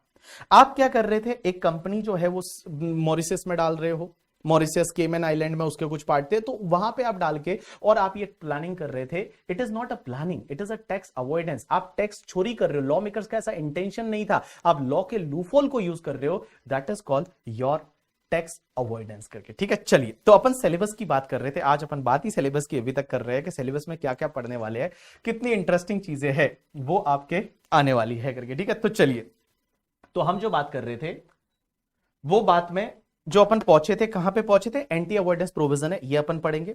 उसके बाद में provision to address the tax challenges in the digitalization, ये एक नया कॉन्सेप्ट इस बार इन्होंने डाला है न्यू सिलेबस में। ये एक जो पॉइंट है ये नया डाला है कि डिजिटलाइजेशन में आपके क्या चैलेंजेस है। अब उससे रिलेटेड जब आईसीआई का मटेरियल आएगा तब हमको एग्जैक्टली पता चलेगा कि इस कॉन्सेप्ट में उन्होंने क्या डाला है।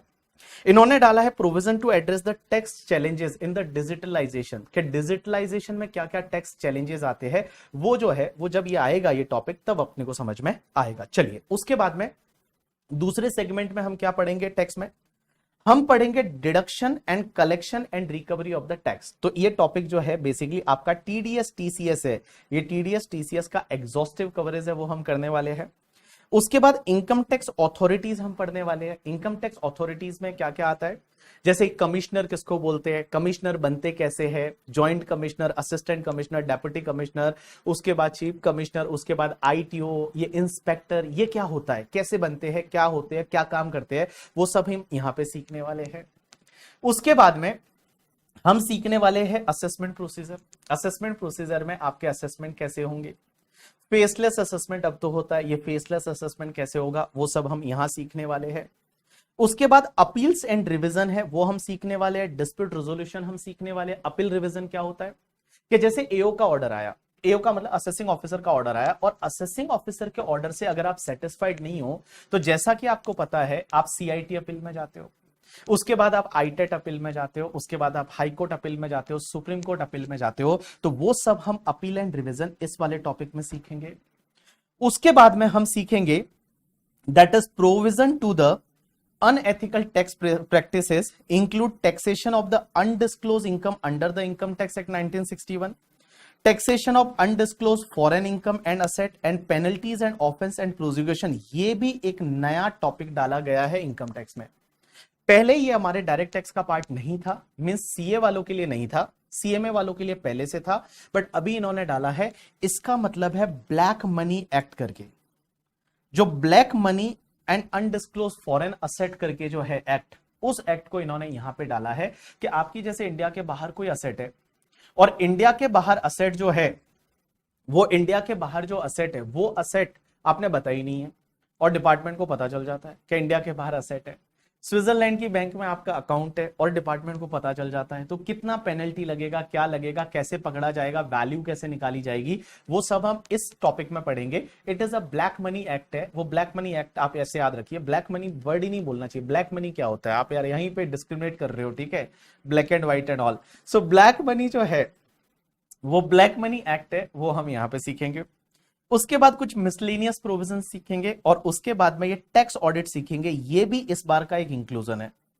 ये जो टैक्स ऑडिट टॉपिक है, ये पहले हुआ करता था ऑडिट टॉपिक में, ऑडिट सब्जेक्ट में, जो आपका पेपर नंबर 2 है ऑडिट, उसमें हुआ करता था। लेकिन इन्होंने अब इसको इनकम टैक्स में डाल दिया, बिकॉज इसमें टैक्स ऑडिट में मेजर कंपोनेंट आप देखोगे तो इनकम टैक्स के है, जितने भी क्लॉजेस आप देखोगे वो इनकम टैक्स के है। तो जब क्लॉजेस सब इनकम टैक्स के है, तो उसको ऑडिट में डालने का क्या औचित्य रहा, तो उसको ऑडिट से हटा के और इनकम टैक्स में डाल दिया है। Tax audit is now part of the income tax. तो ये वाली चीजें है, इतना आपका ये सिलेबस है। उसके बाद में आपका इंटरनेशनल टैक्सेशन। अब इंटरनेशनल टैक्सेशन में क्या क्या टॉपिक है, पहले है ना, लास्ट मैं बोल रहा हूं बार बार कि पहले है ना इंटरनेशनल टैक्सेशन 30 मार्क्स का अलग से दे रखा था, अब ऐसा नहीं है। अब इसका कोई भी ब्रेकअप नहीं है, तो देयर में भी पॉसिबिलिटी 35 का भी आ सकता है, 25 का भी आ सकता है, 20 मार्क्स का भी आ सकता है, 40 का भी आ सकता है।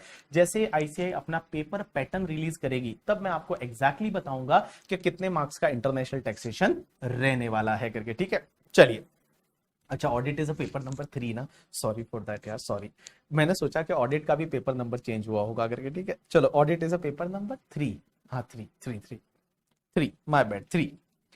इंटरनेशनल टैक्सेशन में क्या सीखने वाले हैं, तो देखिए, इंटरनेशनल टैक्सेशन में taxation of the cross border transaction and non resident taxation under the income tax act 1961, उसमें हम ट्रांसफर प्राइसिंग सीखने वाले हैं। ट्रांसफर प्राइसिंग, आपको किसी को आइडिया है ये ट्रांसफर प्राइसिंग क्या होगा? ट्रांसफर प्राइसिंग क्या होगा, किसी को आइडिया है? ट्रांसफर प्राइसिंग सीखने वाले हैं। कहीं वर्ड सुना है ट्रांसफर प्राइसिंग के बारे में? बोलो बोलो बोलो, सुना क्या ट्रांसफर प्राइसिंग के बारे में?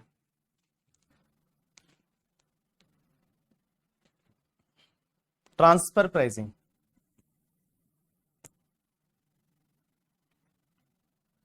Transfer pricing, anyone? देखो, ट्रांसफर प्राइसिंग क्या होता है, इस टॉपिक में हम क्या सीखेंगे? सुना है, पता नहीं है, ट्रांसफर प्राइसिंग सुना तो है। अब एक बात बताओ, ट्रांसफर प्राइसिंग होता क्या है? टीपी रिपोर्ट, इन ऑफिस में बोलते हैं टीपी स्टडी रिपोर्ट करके, ठीक है। किसी ने बोला transaction between associate enterprise, Ankit बोल रहा है taking goods from foreign to India, उसका वैल्यूएशन कैपिटल गेन का पार्ट है ट्रांसफर प्राइसिंग। ना बाबू ना, कैपिटल गेन का तो बिल्कुल भी पार्ट नहीं। देखो, ट्रांसफर प्राइसिंग क्या होता है, एक एग्जांपल लेता हूं, उससे आप समझ जाओगे। जैसे इंडिया में एक कंपनी है जिसका नाम है, आपने सुना होगा, HUL, Hindustan Unilever limited. HUL जो है, HUL आपको पता है रैंकर्स को लेती है, जो रैंकर वैंकर होते हैं ना, उनको HUL में जॉब मिलती है।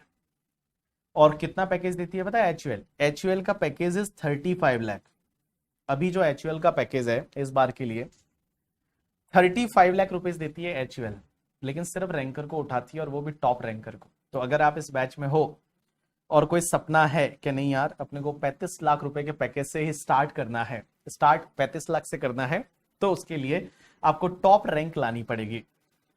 सर कोई है रैंकर जो इसमें काम कर रहा है? लास्ट टाइम का जो AR1 था, हर्ष चौधरी करके, ठीक है। तो Harsh is working with the HUL, वो HUL के साथ में काम कर रहा है, ठीक है। HUL का 35 लाख का पैकेज मिलता है। चलिए, तो HUL है, आपको पता रहेगा ये इंडिया का कंपनी है। अब आपको पता है कि HUL जो है ना, HUL जो है, ये HUL इंडिया का कंपनी है, और ये एक मल्टीनेशनल ग्रुप का कंपनी है। मल्टीनेशनल ग्रुप कौन सा है इनका? यूनिलीवर, यूयूएल करके। और ये यूनिलीवर जो है ये मान लो यूके का कंपनी है, एग्जांपल के लिए यूके का कंपनी है, होल्डिंग कंपनी यूके में है यूनिलीवर, और उनकी इंडिया में जो है वो एचयूएल है। ऐसे ही ये पाकिस्तान में जाते हैं तो वहां बनाते हैं पीयूएल, नेपाल में जाते हैं वहां बनाते हैं एनयूएल, नेपाल यूनिलीवर लिमिटेड, इंडिया में हिंदुस्तान यूनिलीवर लिमिटेड। ठीक है, तो ये दोनों अलग अलग कंपनी है, ठीक है, बट दोनों एक ही मल्टीनेशनल ग्रुप की कंपनी है। अब होता क्या है, एग्जाम्पल ले रहा हूं, मान लो इंडिया में जो टैक्स रेट है ना, एग्जाम्पल के लिए इंडिया में टैक्स रेट 30% है, और यूके में जो टैक्स रेट है वो मान लो 10% है। एग्जाम्पल के लिए इंडिया में टैक्स रेट 30% है, यूके में टैक्स रेट है वो 10% है। अब होता क्या है कि जो इंडिया में एक क्रीम बिकती है जिसका नाम है फेयर एंड लवली करके, ठीक है, फेयर एंड लवली एग्जाम्पल के लिए ले रहे हैं, फेयर एंड लवली जो है वो मान लो यूके में बनती है, और यूके का कंपनी एक्सपोर्ट करता है इंडिया की कंपनी को फेयर एंड लवली, और ये जब इंडिया की कंपनी है वो इंपोर्ट कर रही है, और इंपोर्ट करती है फॉर एन एग्जांपल, उस गुड्स की वैल्यू है 1 लाख रुपीस, उस गुड्स की वैल्यू है 1 lakh rupees, real value is 1 lakh. लेकिन होता क्या है पता है, ये इस ट्रांजैक्शन को इन्फ्लेट कर देते हैं, मिस ट्रांजैक्शन को मैनिपुलेट कर देते हैं, ट्रांजैक्शन को इन्फ्लेट कर देते हैं, ट्रांजैक्शन को चेंज कर देते हैं, और इस ट्रांजैक्शन को मान लो ये 5 लाख पे बिलिंग करते हैं, वैल्यू होनी चाहिए 1 लाख की, बट क्या है ना, होल्डिंग सब्सिडरी कंपनी है, रिलेटेड पार्टीज है, तो ये क्या करते हैं, ट्रांजैक्शन को इन्फ्लेट कर देते हैं, ट्रांजैक्शन की वैल्यू चेंज कर देते हैं, और ट्रांजैक्शन की वैल्यू चेंज करने के बाद में इसको 5 लाख पे ला लेते हैं। अब आप बोलोगे इससे क्या होगा, तो इससे क्या होगा आप समझिए, इंडिया की कंपनी एचयूएल जब अपना प्रॉफिट एंड लॉस अकाउंट बनाएगी, तो इस प्रॉफिट एंड लॉस अकाउंट के डेबिट में इधर परचेज है वो 5 लाख डालेगी, जो कि डालनी चाहिए थी 1 लाख, बट डालेगी कितना, 5 लाख। और जब 5 लाख डालेगी, 5 लाख डालेगी करके, ठीक है, तो उसमें होगा क्या पता है तुमको, मैं बताऊं, इन्होंने इंडिया में अपना प्रॉफिट जो है वो प्रॉफिट उन्होंने इंडिया का प्रॉफिट 4 लाख से कम कर दिया। इंडिया का प्रॉफिट, जो इंडिया की कंपनी है उसका प्रॉफिट 4 लाख से कम कर दिया, और 4 लाख से कम कर दिया, और इंडिया में टैक्स रेट क्या है, 30% है, तो इसका मतलब मैं बताऊं, इंडिया में आपने 1,20,000 का टैक्स सेव कर दिया। इंडिया में आपने 1,20,000 है, वो 1,20,000 का टैक्स जो है वो आपने सेव कर दिया। आप मुझे बोलोगे कि सर इंडिया में प्रॉफिट कम कर रहे हैं, लेकिन सर यूके में प्रॉफिट बढ़ रहा होगा, आंसर इज यस। अगर यूके की कंपनी का पीएनडल बनाओगे तो यूके में आप यहां पे बाय साइड में सेल्स रिकॉर्ड करोगे, वो चलो 5 लाख से कर रहे हो, तो वहां पे आपने क्या किया कि आपका जो प्रॉफिट है उस प्रॉफिट को इंक्रीज कर दिया 4 लाख रुपए से, बट वहां पे टैक्स रेट है वो 10% है, तो 40,000 रुपीज वहां पे आपने टैक्स भरा होगा यूके में। यूके में जो आपने टैक्स भरा वो 40,000 भरा, लेकिन एक बात बताऊं यहां पे शंकर, अगर है ना, बहुत बार क्या होगा, किसी के पापा का नाम हो सकता है मेरे को दिखने में, मतलब मेरे को नाम जो दिखता है वो मैं बोल देता हूं, तो इसे बुरा मत मानना कोई, ठीक है, चलिए। तो 1,20,000 इंडिया में टैक्स सेव किया, 40,000 उधर टैक्स है वो भर दिया। इफेक्टिवली मैं बताऊं, ये जो ग्रुप है ना, इस ग्रुप ने 80,000 की टैक्स सेविंग कर दी।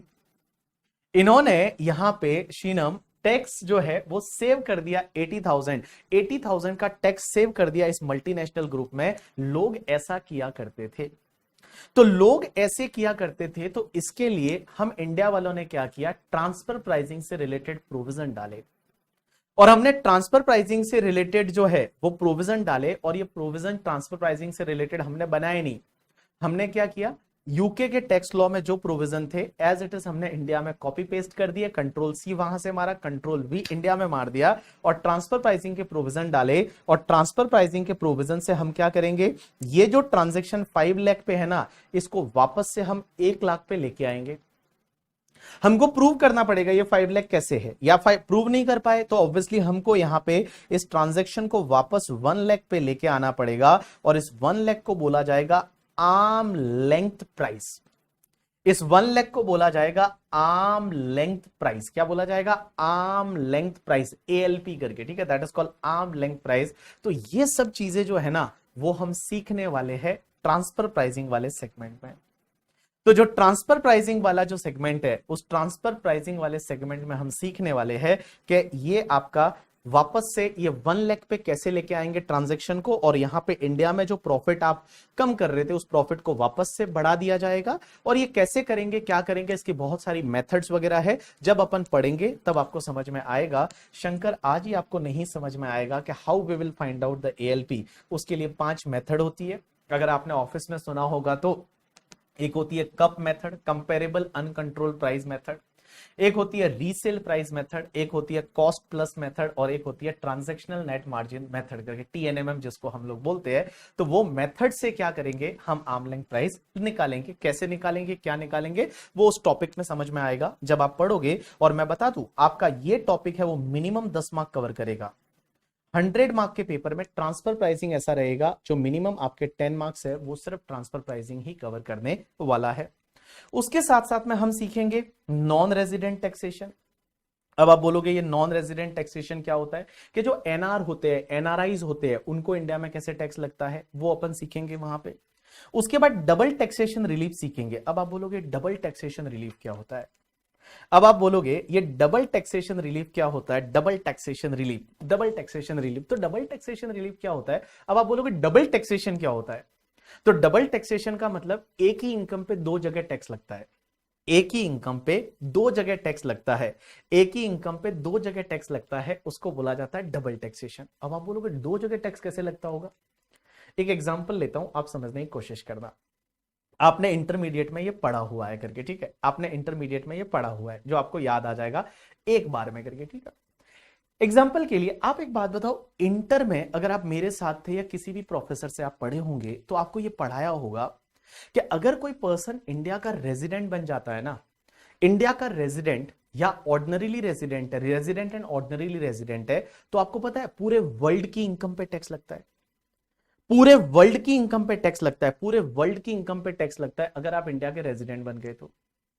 और आपको एक ये भी बताया होगा कि अगर कोई पर्सन है वो नॉन रेजिडेंट है तो सिर्फ इंडिया की इनकम पे टैक्स लगता है। कोई नॉन रेजिडेंट है तो इंडिया की इनकम पे टैक्स लगता है। एग्जाम्पल लेते हैं समझने के लिए। जैसे एक बंदा है जिसका नाम है बीबी, मैं मेरी बात कर रहा हूं। मैं जो हूं, मैं रेजिडेंट एंड ऑर्डिनरीली रेजिडेंट हूं, मैं इंडिया में ही पढ़ा हूं। तो एक बात बताओ, पढ़ा मतलब यहीं पे रह रहा हूं, पढ़ा मतलब स्टडी से नहीं है, यहीं पे पढ़ा हूं करके, ठीक है। देखो क्या होता है मैं बताऊं, मैं रेजिडेंट एंड ऑर्डिनरीली रेजिडेंट हूं, तो मैं जो इंडिया में इनकम कमा रहा हूं उस पर तो टैक्स लगेगा ही लगेगा। लेकिन एक बात बताओ, मैं क्या गया, नेपाल गया पढ़ाने के लिए, मैं नेपाल 10 दिन पढ़ा के आया, तो नेपाल की जो इनकम होगी उस पर भी इंडिया में टैक्स लगेगा, क्योंकि आप रेजिडेंट एंड ऑर्डिनरीली रेजिडेंट हो, तो आपको पता रहेगा पूरे वर्ल्ड की इनकम, ग्लोबल इनकम पे इंडिया में टैक्स लगता है। लेकिन अगर आप नॉन रेजिडेंट हो, जैसे एक एग्जांपल लेते हैं, आपको पता है इंडिया में बहुत सारे क्रिकेटर आईपीएल खेलने के लिए आते हैं। तो एक बंदा है मान लो फॉरेन का, जिसका नाम है एंडरसन करके, ठीक है। तो मान लो जिमी एंडरसन इंग्लैंड का प्लेयर है और वो प्लेयर इंडिया में आईपीएल खेलने के लिए आया, तो आईपीएल से जो उसको इनकम होगी उस पर इंडिया में टैक्स लगेगा, क्योंकि उसका सोर्स इंडिया में है ना, तो इंडिया में टैक्स लगेगा। नॉन रेजिडेंट की अगर इंडियन इनकम होती है उस पर टैक्स लगता है, बिकॉज इनकम इंडिया में अक्रू हुई है, अराइज हुई है, उस पर टैक्स लगेगा। क्योंकि क्या होता है इस वर्ल्ड में है ना, जितनी भी कंट्रीज है वो 2 रूल से टैक्स लेती है। एक होता है रेसिडेंस रूल और एक होता है सोर्स रूल। रेसिडेंस रूल क्या बोलता है कि अगर मान लो आप रेजिडेंट बन गए तो पूरे वर्ल्ड की इनकम पे टैक्स दो, और अगर मान लो आप रेजिडेंट नहीं हो लेकिन आपका सोर्स इस कंट्री में है तो आप सोर्स पे आपको टैक्स देना पड़ेगा। इसकी वजह से क्या होता है, डबल टैक्सेशन हो सकता है। कैसे डबल टैक्सेशन हो सकता है, एक एग्जांपल लेते हैं। मैं इंडिया का रेजिडेंट हूं, मैं नेपाल गया पढ़ाने के लिए और नेपाल से मुझे कुछ इनकम हुई, तो आप लॉजिकली सोचिए, नेपाल से जो इनकम हुई, मैं इंडिया का रेजिडेंट हूं, तो इंडिया में तो उस इनकम पे टैक्स लगेगा ही लगेगा, क्योंकि पूरे वर्ल्ड की इनकम पे टैक्स लग रहा है। इंडिया टैक्स लगाएगा रेसिडेंस रूल से, लेकिन उस इनकम पे नेपाल भी तो टैक्स लेगा, क्योंकि सोर्स नेपाल में है ना। सोर्स जो है उस इनकम का, वो सोर्स जब नेपाल में है तो नेपाल भी तो टैक्स लेगा। तो नेपाल टैक्स ले रहा है सोर्स रूल से, इंडिया टैक्स ले रहा है रेसिडेंस रूल से, एक ही इनकम पे 2 जगह टैक्स लग रहा है। इसको बोला जाता है डबल टैक्सेशन। इसको बोला जाता है डबल टैक्सेशन। और ये डबल टैक्सेशन को कैसे अवॉइड किया जाएगा वो हम यहां पे पढ़ेंगे डबल टैक्सेशन रिलीफ वाले टॉपिक में। या उसका उल्टा एग्जांपल ले लीजिए कि जैसे जिमी एंडरसन है, वो जिमी एंडरसन इंग्लैंड का बंदा है, अब वो इंग्लैंड का रेजिडेंट है मान लो, और वो इंडिया आया आईपीएल खेलने के लिए, तो आईपीएल से जो इनकम हुई उस पे इंडिया में तो टैक्स लगेगा ही लगेगा। आईपीएल से जो इनकम हुई उस पे इंडिया में टैक्स इसलिए लगेगा क्योंकि सोर्स इंडिया में है, और इंग्लैंड में भी टैक्स लगेगा क्योंकि वहां का वो रेजिडेंट है, तो एक ही इनकम पे दो दो बार टैक्स लग गया। That is called double taxation. और ये डबल टैक्सेशन को कैसे अवॉइड किया जाएगा, ये जो डबल टैक्सेशन है उस डबल टैक्सेशन को कैसे अवॉइड किया जाएगा, कैसे डबल टैक्सेशन को हटा सकते हैं, वो उस पर्टिकुलर हम टॉपिक में पढ़ेंगे। बहुत बार तो क्या होता है, दो कंट्री के बीच में अग्रीमेंट बन जाते हैं, और अग्रीमेंट में दोनों कंट्री लिख लेती है कि चलो इस इनकम पे तुम टैक्स लेना, इस इनकम पे हम टैक्स लेंगे, इस इनकम पे तुम इतना टैक्स ले लो, इस इनकम पे हम लेंगे, तो वैसा बांट दिया जाता है। दैट इज कॉल्ड अग्रीमेंट, और उस अग्रीमेंट को ही बोला जाता है डबल टैक्सेशन अवॉइडेंस अग्रीमेंट, या उसको बोला जाता है टैक्स ट्रीटी। आपने सुना होगा टैक्स ट्रीटी बनती है करके, ठीक है, या उसको बोला जाता है टैक्स कन्वेंशन करके। तो टैक्स कन्वेंशन बोलो या टैक्स ट्रीटी बोलो या डबल टैक्सेशन अवॉइडेंस अग्रीमेंट बोलो, एक ही बात है। आपने सुना होगा कि मोदी जी वहां गए तो उन्होंने एक ट्रीटी साइन की करके, ठीक है, ट्रीटी का मतलब ही होता है अग्रीमेंट। तो ट्रीटी साइन करने का मतलब होता है अग्रीमेंट, वो अग्रीमेंट बनते हैं, और अग्रीमेंट में क्या है, ऐसा लिखा जाता है कि चलो अपन एक काम करते हैं, इस इनकम पे तुम टैक्स ले लो, इस इनकम पे हम टैक्स ले लेंगे, या इस इनकम पे जो टैक्स लिया इसका रिबेट दे दो। ऐसा करके डबल टैक्सेशन को अवॉइड किया जाता है कि डबल टैक्सेशन नहीं होने देंगे करके, ठीक है। चलिए उसके बाद में एक टॉपिक आएगा एडवांस रूलिंग करके। अब आप बोलोगे ये एडवांस रूलिंग क्या होता है, तो एडवांस रूलिंग क्या होता है, तो एक बात बताऊं, यहां पे वर्ड यूज किया है एडवांस रूलिंग। एडवांस का मतलब समझते हो, किसी को बोले हो ना एडवांस हैप्पी बर्थडे करके, ठीक है, तो एडवांस मतलब पहले, और रूलिंग का मतलब होता है जजमेंट। रूलिंग का मतलब होता है जजमेंट, रूलिंग का मतलब होता है जजमेंट। तो एडवांस में जजमेंट ले लेना बाबू, एडवांस में जजमेंट ले लेना। एक बात बताऊं, इंडियन टैक्स लॉ कितने कॉम्प्लेक्स है आपको तो पता ही है। तो इंडियन टैक्स लॉ इतने कॉम्प्लेक्स है कि बहुत बार जो फॉरेन वाली कंपनियां वगैरह होती है, वो फॉरेन वाली कंपनियां वगैरह क्या करती है पता है, कि उनको पता नहीं होता कि इंडिया में उनके साथ होने वाला क्या है, इंडिया में कब क्या कब कैसे हो जाए करके, ठीक है। आपको वोडाफोन का जैसा केस समझाया करके, ठीक है, इंडिया में कब किसके साथ क्या हो जाए कोई समझ में ही नहीं आता। तो वो कंपनियां फॉरेन की वगैरह जो होती है वो क्या करती है, पहले ही इंडिया में एडवांस रूलिंग ले लेती है, एडवांस में जजमेंट ले लेती है कि भैया आप ही बता दो हमारे साथ होने वाला क्या है। एक बात बताओ, हम इंडिया में कोई ट्रांजैक्शन करने वाले हैं, इंडिया में कुछ मान लो कोई प्लांट सेटअप करने वाले हैं, हमारी टैक्स लायबिलिटी क्या आएगी आप हमको पहले ही बता दो, तो हम क्या है ना एंश्योर हो जाएंगे, हम ये एंश्योर हो जाएंगे कि हमारे साथ आगे जाके कुछ गलत ना हो करके, ठीक है। That is called advance ruling, तो वो हम इस सेगमेंट में पढ़ने वाले हैं। तो इंटरनेशनल टैक्सेशन में बेसिकली जो है ये पार्ट है वो सबसे इंपॉर्टेंट वाला पार्ट रहेगा, जिसमें आपका ट्रांसफर प्राइसिंग है, उसके बाद में नॉन रेजिडेंट टैक्सेशन है, डबल टैक्सेशन रिलीफ है एंड एडवांस रूलिंग है। ये चार टॉपिक है ना, ये सबसे ज्यादा जरूरी रहेंगे, और ये टॉपिक चारों मिला के आई थिंक 20 मार्क के करीब है, वो आपका कवर करेंगे। चलिए उसके बाद में इंटरनेशनल टैक्सेशन में कुछ अदर एस्पेक्ट्स और है जो अपन पढ़ेंगे। सबसे पहले उसमें एक तो छोटा सा टॉपिक रहेगा significant article of the OECD and UN model tax convention. अब ये OECD and UN model tax convention क्या होता है, मॉडल टैक्स कन्वेंशन क्या होता है, इसके बारे में मैं थोड़ा सा बता देता हूं। मॉडल टैक्स कन्वेंशन क्या होता है, मॉडल, मॉडल किसको बोलते हैं आप बताओ, मॉडल किसको बोलते हैं, चलो बताओ मॉडल किसको बोलते हैं। मॉडल क्या लिखा हुआ है, significant article of the OECD and UN model tax convention. Model किसको बोलते हैं बताओ मुझे, मॉडल किसको बोलते हैं।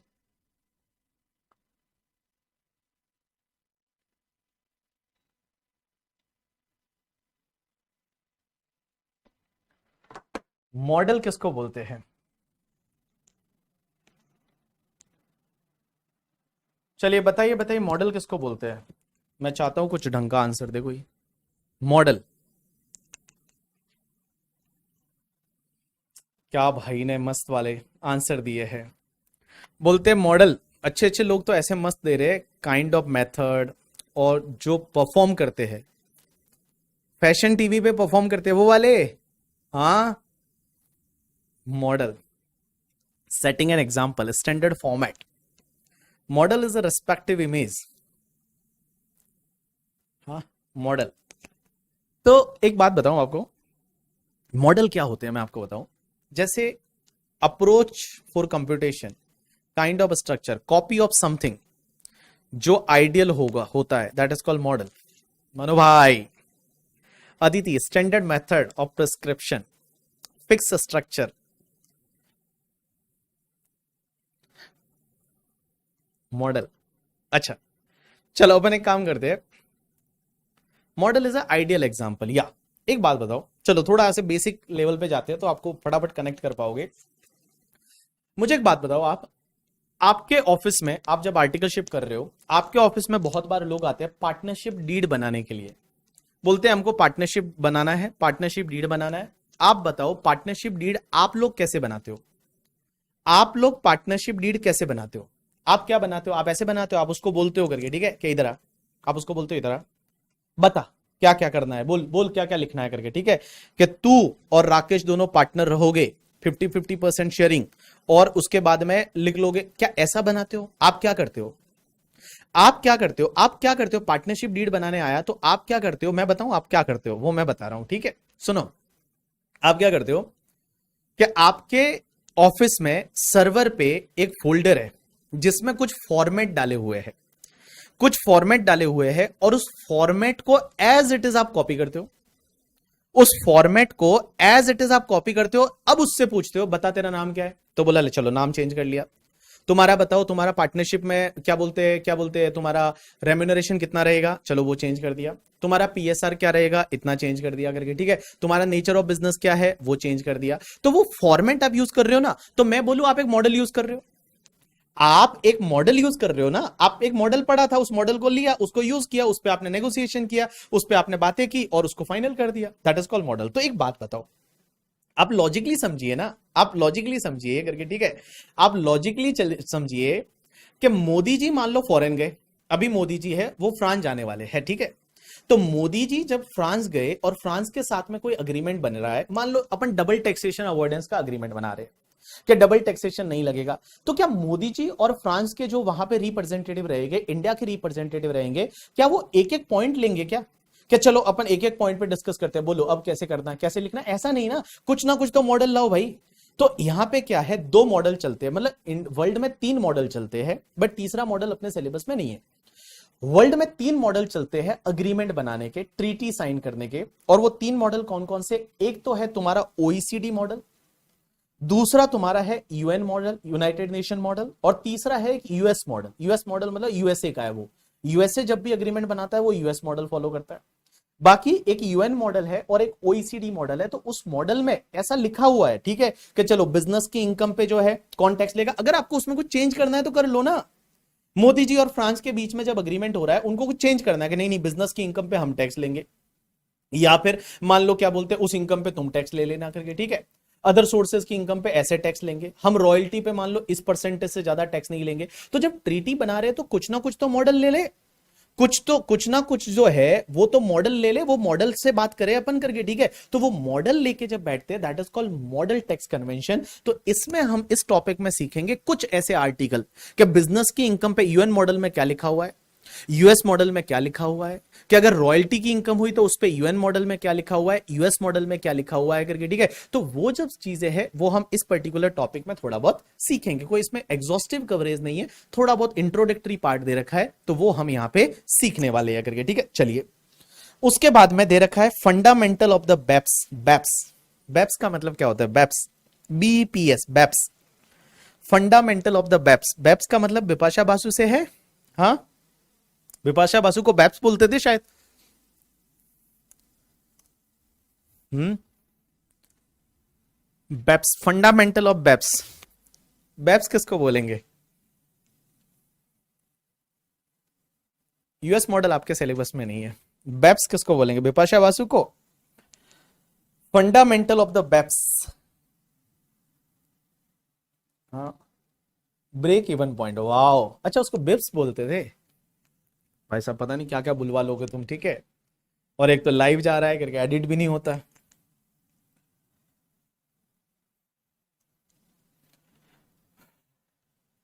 ये बोलता है बेसिक अर्निंग पर शेयर करके, ठीक है, basic earning per share, wow गजब। ये हुई ना बात, मैं आप ही को ढूंढ रहा था, आप कहां बैठे हो, ठीक है।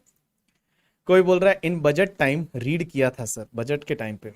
बेप्स, बेप्स का फुल फॉर्म होता है base erosion and profit shifting क्या होता है? Base erosion and profit shifting, base erosion and profit shifting, base erosion and profit shifting करके, ठीक है। अब ये base erosion and profit shifting क्या होता है?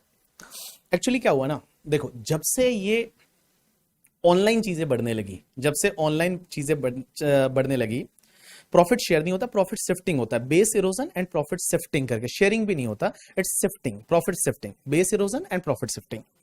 ये होता क्या है कि जब से आपको पता है ये ग्लोबलाइजेशन बढ़ने लगा, और ग्लोबलाइजेशन के साथ साथ में जैसे जैसे ये ऑनलाइन इंटरनेट बढ़ने लगा, तो इंटरनेट बढ़ने की वजह से क्या हुआ ना कि कंपनियां जो है ना वो ऐसे ऐसे मजे लेने लगी ना करके, ठीक है, कि जिससे हर कंट्री का नुकसान था, सब कंट्रियां है वो नुकसान था, और अल्टीमेटली फायदा मल्टीनेशनल कंपनीज को था।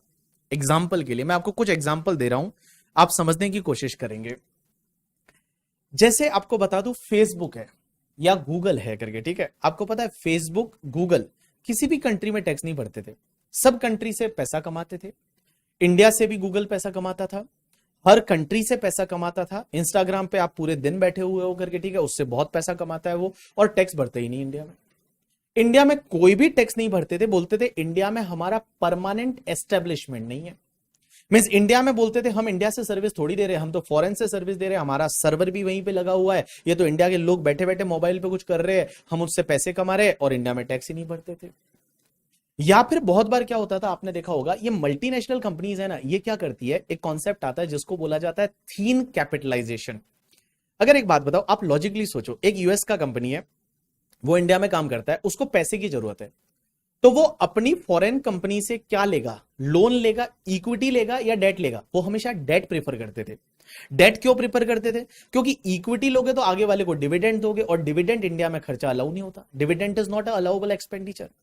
बट होता क्या था करके, ठीक है, बट होता क्या था कि वो लोग क्या करते थे, लोन लेते थे, और लोन पे दबा के इंटरेस्ट देते थे अपनी फॉरेन की कंपनियों को, दबा के इंटरेस्ट देते थे। अब इंटरेस्ट आप दे रहे हो आगे वाले को इंडिया में, तो उस खर्चा क्लेम कर लोगे, और इंडियन कंपनी का प्रॉफिट कम हो जाता था।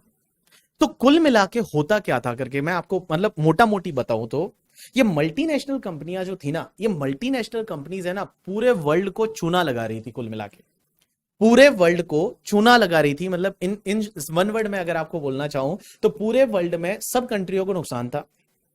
तो इसमें हुआ क्या, इस टाइम पे जो भी तुम्हारी G20 कंट्री है, ये जो G20 कंट्री आप सुनते होंगे, इंडिया अभी G20 को रिप्रेजेंट कर रहा है, तो G20 कंट्री और OECD कंट्रीज, इन्होंने मिलके कुछ ऐसे एक्शन प्लान बनाए। क्या बनाए? Action plan. और टोटल ऐसे 15 एक्शन प्लान बनाए कि जो ये base erosion and profit shift कर रहे हैं, प्रॉफिट वो ऐसी कंट्रियों में शिफ्ट करते थे जहां टैक्स लगता ही नहीं, और टैक्स नहीं लगता उस कंट्री को बोला जाता है टैक्स हेवन कंट्री। मैंने बोला था ना अभी थोड़ी देर पहले कि केमन आइलैंड करके, बर्मुडा करके, ठीक है, उसके साथ में ये मॉरिशस वगैरह, ये जो है ये तुम्हारी टैक्स हेवन कंट्रीज है। ऐसी कंट्री जहां पे टैक्स लगता ही नहीं या टैक्स बहुत कम लगता है, उसको बोला जाता है टैक्स हेवन कंट्रीज। तो ये सब कंपनियां क्या करती थी, हर कंट्री को नुकसान पहुंचा के और बेस इरोड कर देती। देखो नाम क्या है बेप्स का, बेस इरोजन, मतलब आपका जहां बेस है ना उसको तो आप इरोड कर रहे हो, और प्रॉफिट शिफ्ट कर जाते हो, आप प्रॉफिट को शिफ्ट कर रहे हो कहीं पे, आप जो प्रॉफिट को शिफ्ट किए जा रहे हो करके, ठीक है, और ऐसी कंट्री में प्रॉफिट को पार्क कर रहे हो जहां पे टैक्स लगता ही नहीं। तो जब ऐसा करते थे तो क्या हुआ, ये G20 कंट्री, OECD कंट्री, इन्होंने मिलके कुछ एक्शन प्लान बनाए, और एक्शन प्लान बनाए कि बोला इसको कैसे रोका जाए, और उसको रोकने के लिए टोटल 15 एक्शन प्लान है जो अपन उस टॉपिक में डिस्कस करेंगे। ये टॉपिक तो लास्ट डे पे आएगा, आई थिंक जब अपना टैक्स का आज पहला लेक्चर है, और जो लास्ट लेक्चर में हम डिस्कस कर रहे होंगे तब हम फंडामेंटल ऑफ द बेप्स के बारे में डिस्कस कर रहे होंगे। उसमें एक्शन प्लान में जैसे पहला एक्शन प्लान जो है आपने सुना होगा, जैसे इक्वलाइजेशन लेवी, आपने ये सुना इक्वलाइजेशन लेवी करके एक वर्ड आया है कि फेसबुक है जिसपे एडवर्टाइजमेंट देते तो उसमें इक्वलाइजेशन लेवी पे करना पड़ता है 6% की रेट से। तो ये इक्वलाइजेशन लेवी जो है that is came from the BEPS only, ये बेप्स से है, वो आता है। उसके बाद में एक टॉपिक दे रखा है application and interpretation of the tax treaty. Tax treaty का मतलब होता है, मैं अभी बोला अग्रीमेंट, टैक्स कन्वेंशन बोलो, अग्रीमेंट बोलो करके, ठीक है, टैक्स ट्रीटी बोलो, जो मर्जी है जो बोलो, टैक्स ट्रीटी बोलो, एग्रीमेंट बोलो, कन्वेंशन बोलो। इसको एप्लीकेशन एंड इंटरप्रिटेशन कैसे होगा? उसका एप्लीकेशन जो है वो एप्लीकेशन एंड इंटरप्रिटेशन कैसे होगा वो हम इस पर्टिकुलर सेक्शन में पढ़ने वाले हैं। क्योंकि एक बात बताओ, जैसे चाइना और इंडिया का अग्रीमेंट बना, अब वो दो लैंग्वेज में लिखा हुआ है, एक तो मान लो वो इंग्लिश में भी लिखा हुआ है और चाइनीज लैंग्वेज में भी लिखा हुआ है और साथ में हिंदी में भी लिखा हुआ है, और तीनों का अलग अलग मीनिंग निकल रहा है, तो कौन सा मीनिंग लेना है? ऐसा हो सकता है ना, देयर में भी पॉसिबिलिटी करके, ठीक है, कि अगर एक अग्रीमेंट बनाया, अब इंडिया वाले जो मान लो मोदी जी फॉरेन गए, वहां पे एक अग्रीमेंट बना, वो अग्रीमेंट वहां फ्रांस की लैंग्वेज में भी लिखा हुआ है, इंडिया की लैंग्वेज हिंदी में भी लिखा हुआ है। अब दोनों का मीनिंग अलग अलग निकल रहा है, क्योंकि कुछ वर्ड ऐसे है जिसका मीनिंग ही अलग निकल रहा है, तो फिर कौन सा मीनिंग लेना है, उसकी एप्लीकेशन कैसे रहेगी, उसका इंटरप्रिटेशन कैसे रहेगा, वो हम इस कॉन्सेप्ट में सीखेंगे। और उसके बाद latest development in the international taxation में और क्या नए नए डेवलपमेंट आ रहे हैं वो हम यहां पे सीखेंगे करके, ठीक है। So this is all about your syllabus of the 100 marks of the CA final. तो सीए फाइनल के सिलेबस में हम इतनी सारी चीजें हैं वो सीखने वाले हैं। और लास्ट में उन्होंने एक नोट ये भी दे रखा है कि इसके अलावा भी अगर कोई यहां इनकम टैक्स में नई चीज आती है वो भी आपके लिए एप्लीकेबल है। मींस ये जो ऊपर पड़ा है ये तो है ही है, अगर मान लो बजट वगैरह से कोई नई चीज आ जाती है करके, ठीक है, या तो एग्जिस्टिंग प्रोविजन को हटा के कोई नया प्रोविजन आता है, या in addition to the existing provision आता है, तो वो भी आएगा। लेकिन अगर आईसीआई कुछ भी बोलती है कि हम कुछ टॉपिक में से कुछ पार्ट एक्सक्लूड करना चाहते हैं तो वो एक्सक्लूड माना जाएगा, ऐसा लास्ट में इन्होंने नोट दे रखा है। Further the specific inclusion and exclusion in any topic covered in the syllabus will be affected by way of study guidelines every year if required. Specific inclusion exclusion in the topic may also be arise due to the addition or deletion made every year by the annual finance act. finance act में कोई changes हुआ उसकी वजह से भी कोई addition deletion होता है तो वो आपको आईसीआई बता देगी। और आईसीआई जो है वो बताएगी, जैसे सैलरी हाउस प्रॉपर्टी नहीं है तो जब आईसीआई का मटेरियल आएगा उसमें ये लिखा होगा कि सैलरी हाउस प्रॉपर्टी आपको पढ़ने की जरूरत नहीं है, बाकी सब चीजें हैं वो आपको पढ़ना पड़ेगा करके, ठीक है। चलिए अब आप बोलोगे कि सर हमारा क्लासेस का सीक्वेंस क्या रहेगा, हम पहले क्या पढ़ेंगे? तो आपका सीक्वेंस नॉर्मली यही रहेगा। सबसे पहले हम कंप्यूटेशन पार्ट पे जाएंगे। कंप्यूटेशन में पहले कंपनी से पहले कैपिटल गेन पढ़ेंगे, फिर पीजीबीपी पढ़ेंगे, फिर हम टोटल इनकम पढ़ेंगे, फिर ये अलग अलग ट्रस्ट है, उसके बाद में ये वाला पार्ट सबसे पहले पढ़ेंगे। दूसरा अपन प्रोसीजरल पार्ट पे जाएंगे और तीसरा इंटरनेशनल पार्ट पे जाएंगे। तो हम टैक्स को 3 पार्ट में डिवाइड करेंगे। पहला कंप्यूटेशन पार्ट जो अपन कल से चालू करेंगे, दूसरा आपका जो है वो ऑब्वियसली प्रोसीजरल पार्ट जिसमें असेसमेंट प्रोसीजर वगैरह आएगा, और तीसरा पार्ट जो रहेगा that will be your international taxation का पार्ट। ये 3 सेगमेंट में इन्होंने सिलेबस को डिवाइड किया है, मैं भी ये सिलेबस को 3 सेगमेंट में डिवाइड करने वाला हूं करके, ठीक है। चलिए एंड लास्ट पार्ट अपन चल रहे हैं सीएमए वालों के लिए। तो मैं 2 मिनट सीएमए वालों के लिए भी दे देता हूं कि कोई भी चेंज नहीं है आपके लिए भी वही है जो सीए के लिए है। तो सीएमए में ये जो पेपर होता है that is the paper number 15 होता है सीएमए के लिए। और बेटा ये जो पेपर होता है direct tax and international taxation, CMA वालों के लिए एक ये फायदा है कि 60 मार्क का डायरेक्ट टैक्स है और 40 मार्क का इंटरनेशनल टैक्सेशन उन्होंने ब्रेकअप दे रखा है। 40 मार्क्स का इंटरनेशनल टैक्सेशन, 60 मार्क्स का डायरेक्ट टैक्स, उसका ब्रेकअप दे रखा है, उन्होंने भी वही दे रखा है। Computation of income, computation of tax liability of various entity, tax management, return assessment procedure, penalty prosecution, यहां पे बिजनेस रीस्ट्रक्चरिंग, सेम वो का वो कंटेंट है, सेम वो का वो कंटेंट है। ब्लैक मनी एक्ट है वो यहां पे है, सीए में भी है, सीए में पहले नहीं था अब उन्होंने डाल दिया। और इंटरनेशनल टैक्सेशन में इन्होंने डबल टैक्सेशन है, ट्रांसफर प्राइसिंग है, गार है। इसके अलावा उन्होंने दे नहीं रखा है बट एग्जाम में आ सकता है, दे नहीं रखा है बट एग्जाम में आता है, बिकॉज सीए और सीएमए के जो क्या बोलते हैं क्वेश्चंस है ना वो एकदम रिपीट होते हैं। इसके जो क्वेश्चन है वो एज इट इज सीए में आ जाते हैं, सीए वाले सीएमए में आ जाते हैं। तो मैं बता दूं सिलेबस वाइज जो सीएमए के स्टूडेंट है, अब सीएमए के स्टूडेंट जो है वो भी वही पढ़ना है जो सीए वालों के लिए, और सीए वालों को वही पढ़ना है जो सीएमए वालों के लिए है। तो सिलेबस वाइज कोई भी चेंज नहीं है। तो ये जो है अपना सीएमए में किसी ने मुझे पूछा कि सर हाउस प्रॉपर्टी सैलरी आएगा या नहीं, देखो आएगा नहीं नॉर्मली, क्योंकि सीएमए फाइनल में भी कंपनी का क्वेश्चन आता है। अब देखो अगर आप सीएमए फाइनल का मॉड्यूल देखोगे ना तो उसमें तो उन्होंने कैपिटल गेन भी नहीं दे रखा, पीजीबीपी भी नहीं दे रखा, बट मैट में क्वेश्चन दे रखे हैं, टोटल कंप्यूटेशन करते टाइम उन्होंने क्वेश्चन दे रखे हैं। तो मैं बोल रहा हूं कि क्या सीएमए का मॉड्यूल अगर आप देखोगे तो उसमें तो कैपिटल गेन नहीं है, उसमें तो पीजीबीपी भी नहीं है, और कैपिटल गेन पीजीबीपी भी विल स्पेंड अप्रोक्स 20-25 लेक्चर करके, ठीक है। तो वो आप बोलोगे वो तो हमारे सिलेबस में नहीं है, ऐसा नहीं है, क्योंकि आप जब क्वेश्चन करने जाओगे मैट के क्वेश्चन, टोटल इनकम के क्वेश्चन, उसमें ये सब चीजें आपके लिए है। तो जो भी मैं आपको पढ़ा रहा हूं that is applicable for your examination, तो आप बिंदास रहिए, कोई भी टेंशन लेने की जरूरत नहीं है। जो चीजें है वो मैं सब कवर करने वाला हूं, और एंश्योर रहिए सीए फाइनल वाले कि जितना यहां पे दे रखा है, जो आपके सिलेबस में आईसीआई ने दे रखा है, जो सीएमए वालों के लिए सीएमए इंस्टीट्यूट ने दे रखा है, वो सब चीजें हम इस बैच में कवर करने वाले हैं करके, ठीक है। चलिए अब अपन एक काम करते हैं, यहां पे ये जो आपका पहला सेगमेंट था पहले लेक्चर का, this is all about your syllabus, के सिलेबस में क्या क्या है, हम क्या क्या करने वाले थे। मैंने आपको एक ब्रॉड आइडिया दिया पूरे सिलेबस का कि पूरा सिलेबस एग्जैक्टली है क्या क्या क्या चीजें हम सीखने वाले हैं, जिससे आपको एग्जैक्टली आप प्रिपेयर हो पाओ कि हम आने वाले लेक्चर्स में करने वाले क्या है करके, ठीक है। चलिए अब आप ले लीजिए ब्रेक 10 मिनट का करके, ठीक है। यश ब्रेक लीजिए 10 मिनट का, और 10 मिनट के ब्रेक के बाद हम आगे चालू करते हैं, जिसमें हम इनकम टैक्स की कुछ बेसिक चीजें पढ़ेंगे। एसएससी क्या होता है, प्रीवियस ईयर क्या होता है, असेसमेंट ईयर क्या होता है, फाइनेंस एक्ट क्या होता है, वो सब चीजें हम सीखने वाले हैं। तो लीजिए ब्रेक, और ब्रेक के बाद कंटिन्यू करते हैं।